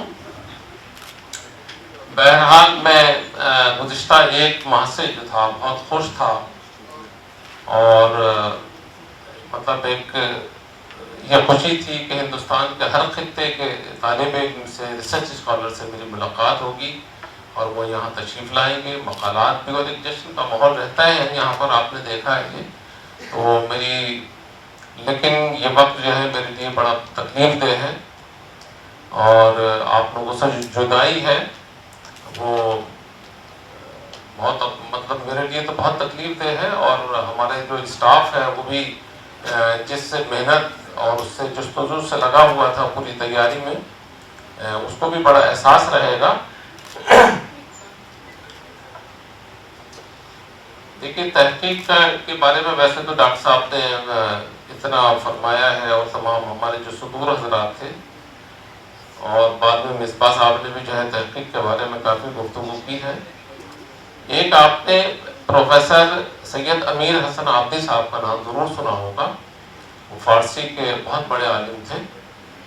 ایک مرتبہ ہم لوگ جمشید پور میں ایک سیمینار تھا تو اس میں جا رہے تھے، ٹرین میں ہم لوگ بیٹھے ہوئے تھے تو اب اس میں دیکھیں نذیر صاحب، عابدی صاحب، خواجہ حسن ثانی نظامی، نثار احمد فاروقی، ڈاکٹر خلیق انجم، اسلم پرویز صاحب، شریف حسین قاسمی، شاہد ماحولی، ایسے بڑے بڑے عالم اس کے اندر تھے اور وہ گفتگو ہوتی تھی ہم تو خاموش کونے میں بیٹھ کر کے اپنا سنتے رہتے تھے. انہوں نے ایک واقعہ بیان کیا مدھیہ پردیش کا. وہ جس وقت تحقیق کر رہے تھے تو انہیں یہ پتہ چلا کہ کسی گاؤں میں جو لائبریری قائم ہے اور اس لائبریری کے اندر ان کے جو ریسرچ پیپر تھا اس کے تعلق سے کوئی کتاب موجود ہے. اب انہوں نے بتایا کہ میں بھوپال گیا، بھوپال سے پھر کسی سرونج گیا، سرونج سے پھر اسے جو گاؤں تھا بیل گاڑی میں بیٹھ کر کے اس کا سفر کیا. وہ بہرحال وہ 2 دن کا سفر، ایک دن انہوں نے سرونج میں قیام کیا، پھر اس کے بعد وہاں پہنچے. تو انہوں نے کہا اس گاؤں کے اندر 40 یا 50 مکانات تھے، اس سے زیادہ نہیں تھے، لیکن ایک رچ لائبریری ضرور موجود تھی. تو انہوں نے بتایا کہ میں نے وہاں 7 دن رہ کر کے ریسرچ کی تھی. آج کوئی جا سکتا ہے آج کے زمانے میں؟ آج تو وہ انٹرنیٹ سے کے علاوہ کوئی ذریعہ ہی نہیں ہے اتنا اچھا. اسی طرح سے جیسے ہمارے قاضی عبدالودود صاحب تھے، انہوں نے یہ کہا تھا کہ ہر تحریر کو شک کی نظر سے دیکھو تبھی آپ تحقیق کر سکتے ہیں، ورنہ تو نہیں کر سکتے. تو یہ جو ان لوگوں کے جو اقوال ہیں یہ ہمارے لیے جو ہے بہت مشعل راہ ہیں. حضرات یہ جو سیمینار کا سلسلہ شروع ہوا تھا غالب انسٹیٹیوٹ میں 1999 میں، تو دہلی کی 3 یونیورسٹیاں تھیں، علی گڑھ یونیورسٹی اور ایک چودھری چرن سنگھ یونیورسٹی. بس یہ 20, 25 یا 50, 100 کلومیٹر کے دائرے کے اندر یہ محدود تھا. اس کے بعد میں 2002 میں ہم نے 2 یونیورسٹی اور اس میں شامل کی، الہ آباد یونیورسٹی اور بنارس یونیورسٹی. 2007 میں 12 یونیورسٹیاں ہوئیں. پھر اس کے بعد میں 2013 میں اس کو اور تھوڑا وسیع کیا گیا اور 28 یونیورسٹی کے ریسرچ اسکالر نے جو ہے یہاں مقالات پیش کیے. 2022 تک 22 سے 40 یونیورسٹیوں نے 40 اور 42, 35 اس طرح کا جو ہے تناسب رہا. اس میں یونیورسٹی نے جو ہے کہ ریسرچ اسکالر نے شرکت فرمائی اور مقالات پیش کیے. اور الحمدللہ اس مرتبہ جو ہے 45 یونیورسٹیوں کے جو ریسرچ اسکالر تھے. اور آئندہ ہماری کوشش ہے کہ 50 سے زائد یونیورسٹیاں اس میں کے ریسرچ اسکالر شرکت فرمائیں. اور آئندہ ہم لوگ یہ بھی کریں گے کہ جیسا ہم نے پرسوں ہم نے اس کا شام کو افتتاح کیا تھا، یہ سہروزہ سیمینار ہی رہے گا، لیکن اس کا افتتاح انشاءاللہ آئندہ جو ہے تو وہ پہلے دن صبح 10 بجے کریں گے. افتتاحی اجلاس ہمارا صبح 10 بجے سے 11 بجے تک ہو. اس کے بعد میں تمام مقالات، تو اس میں زیادہ یونیورسٹی بھی شامل ہو سکتی ہے اور طلباء بھی اس کے اندر زیادہ سے زیادہ اس کو کور ہو سکتے ہیں. اچھا دیکھیے، غالب انسٹیٹیوٹ کی تمام تقاریب جو یہ سیمینار ہے یہ بھی، اس کے علاوہ جو بھی ہمارے پروگرام ہوتے ہیں وہ سب ہماری یوٹیوب چینل ہے اس پہ بھی ہوتے ہیں، ویب سائٹ پہ بھی ہوتے ہیں، اس سے آپ استفادہ کر سکتے ہیں، اسے دیکھ سکتے ہیں. جن حضرات نے یہاں جو ہمارے ریسرچ اسکالر ہیں انہوں نے میرے خیال سے سبھی نے اپنے سرٹیفکیٹ حاصل کر لیے ہوں گے، اور جو اٹینڈنٹ اس کی شرکا کی حیثیت سے جو لوگ تشریف لائے ہیں ان کے لیے بھی ہم نے سرٹیفکیٹ کا اہتمام کیا ہے، وہ ہمارے میوزیم سے حاصل کر سکتے ہیں. یہیں پہ دینے ہیں تو منگا لیجیے میرے خیال سے. تو ابھی آپ ٹھیک ہے. تو حضرات ایک غالب انسٹیٹیوٹ کی 2-3 ہماری جو پروگرام ہونے ہیں، سیمینار ہونے ہیں، اس کے بارے میں مجھے بتانا ہے. کہ ایک تو 1 اور 15 تاریخ کو خطوط غالب کی ڈرامائی قرات ہوتی ہے شام 9 بجے، رات 9 بجے. اس میں سبھی حضرات جو ہے اس میں شرکت فرمائیں. اور وہ بہت اچھا پروگرام ہوتا ہے. اس میں جو قرات میں جو حصہ لیتے ہیں ہمارے ہم سب ڈرامہ گروپ غالب انسٹیٹیوٹ کے آرٹسٹ ہیں. اس کے اندر وہ ڈرامائی انداز ہوتا ہے ان کا گفتگو کرنے کا، ان کا خطوط پڑھنے کا. تو وہ دیکھ کے اس میں حصہ لیا کیجیے. کالی کٹ میں 5 اور 6 نومبر کو سیمینار ہے، اس کا بھی ہم لوگ لائیو کریں گے انشاءاللہ. اس میں بھی آپ لوگ شرکت فرمائیں. اس کے بعد جو ہے ڈرامہ فیسٹیول ہے 20 تا 24 نومبر. 5 ڈرامے اس میں اسٹیج کیے جائیں گے، وہ بھی ہماری ویب سائٹ، اور ہم لوگ کوشش کریں گے کہ ان کو بھی کسی طرح سے جو ہے لائیو بھی اگر ہو سکتا ہوگا تو انشاءاللہ کوشش کریں گے کہ اس کو کیا جائے. جو اس انسٹیٹیوٹ کی سب سے بڑی تقریبات ہوتی ہیں وہ دسمبر میں یوم غالب کے یوم پیدائش کے موقع پر دسمبر کے آخری ہفتے میں ہم لوگ کرتے ہیں. تو اس مرتبہ 20, 21, 22 دسمبر کو غالب تقریبات کا انعقاد کیا جائے گا، جس میں بین الاقوامی غالب سیمینار، شام غزل جس میں کلام غالب، عالم مشاعرہ، اور ایک اردو ڈرامہ پیش کیا جاتا ہے۔ آپ سبھی سے درخواست ہے کہ جو یہاں دہلی سے تشریف لائے ہیں وہ تو یہاں ضرور آئیں، ہمارے یہاں ان میں شرکت فرمائیں۔ اس کے علاوہ ہمارے آن لائن بھی ہم لوگ اس کو کوشش کریں گے، یوٹیوب چینل پہ بھی رہے گا، ہماری ویب سائٹ پہ بھی رہے گا، تو اس میں بھی آپ لوگ اس میں جو ہے اس سے استفادہ کریں۔ یہ سیروز سیمینار کے جو سلیکٹڈ 2-3 مضامین ہوں گے اسے ہم جو ہمارا مجلہ ہے غالب نامہ اس میں شائع کریں گے انشاءاللہ۔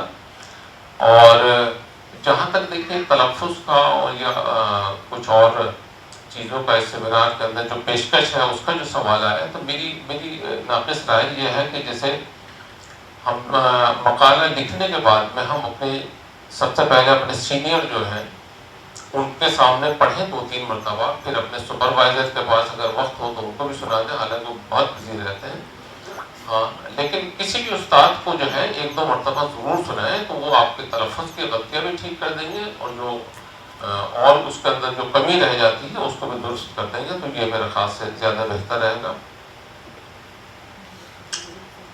غالب انسٹیٹیوٹ کی جو فخر الدین علی احمد لائبریری ہے اس میں 25,000 سے زائد کتابیں یہاں پر موجود ہیں، اور 4,000 کتابیں غالب، عہد غالب، محققین غالب، ناقدین غالب پر ہیں۔ ہماری لائبریری میں ہم پورے ہندوستان کی تمام شعبہ اردو، شعبہ فارسی اور شعبہ تاریخ کو خطوط لکھتے ہیں 2 مرتبہ، اور ان سے صدور حضرات سے درخواست کرتے ہیں کہ آپ اپنے ریسرچ اسکالر کو غالب لائبریری کے اندر بھیجیے۔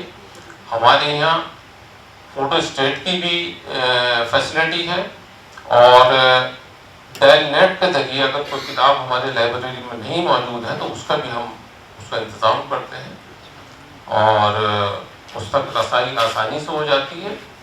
تو ہمارے لائبریری سے جو ہے استفادہ کریں آ کر کے۔ آج دیکھیے گا فرسٹ فلور پہ بنی ہوئی ہے، بہت اچھی لائبریری ہے۔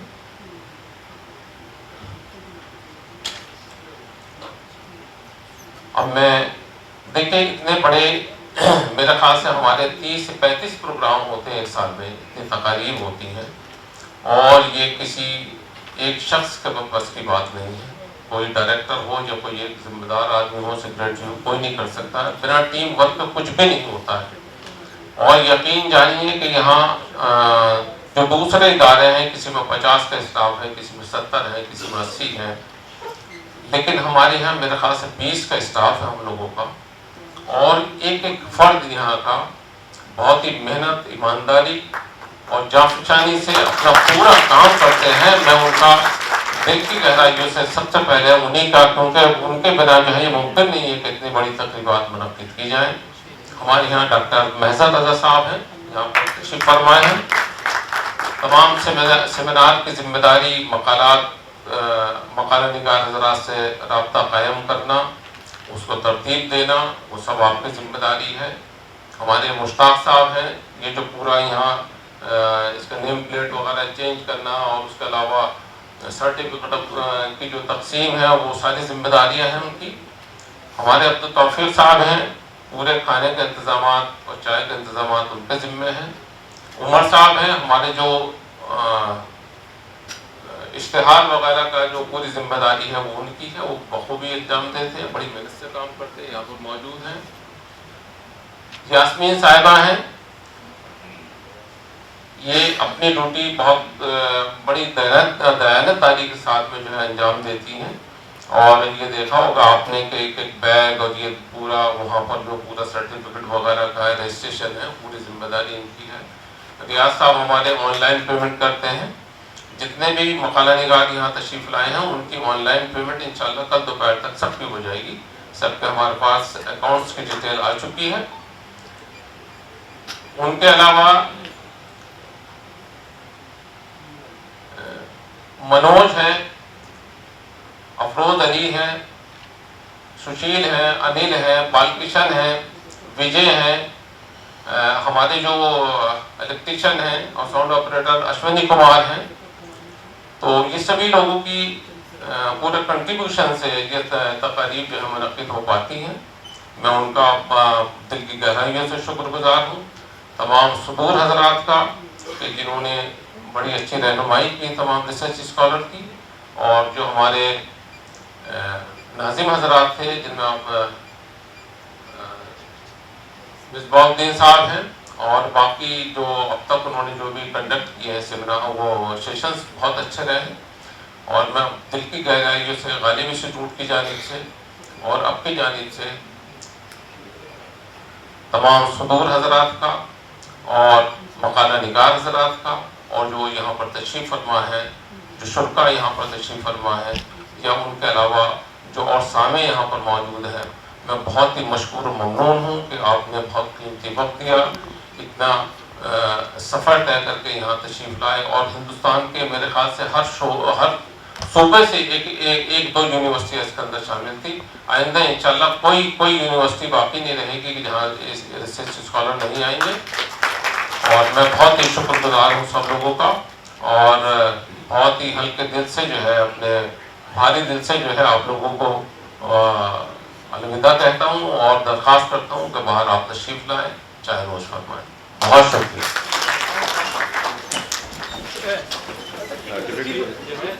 हाँ, मेरे ख्याल से मकाले निगार हजरात से दरख्वास्त है तो यहाँ स्टेज पर ले आए, एक ग्रुप फोटो हो जाएगा और सर्टिफिकेट भी आइए।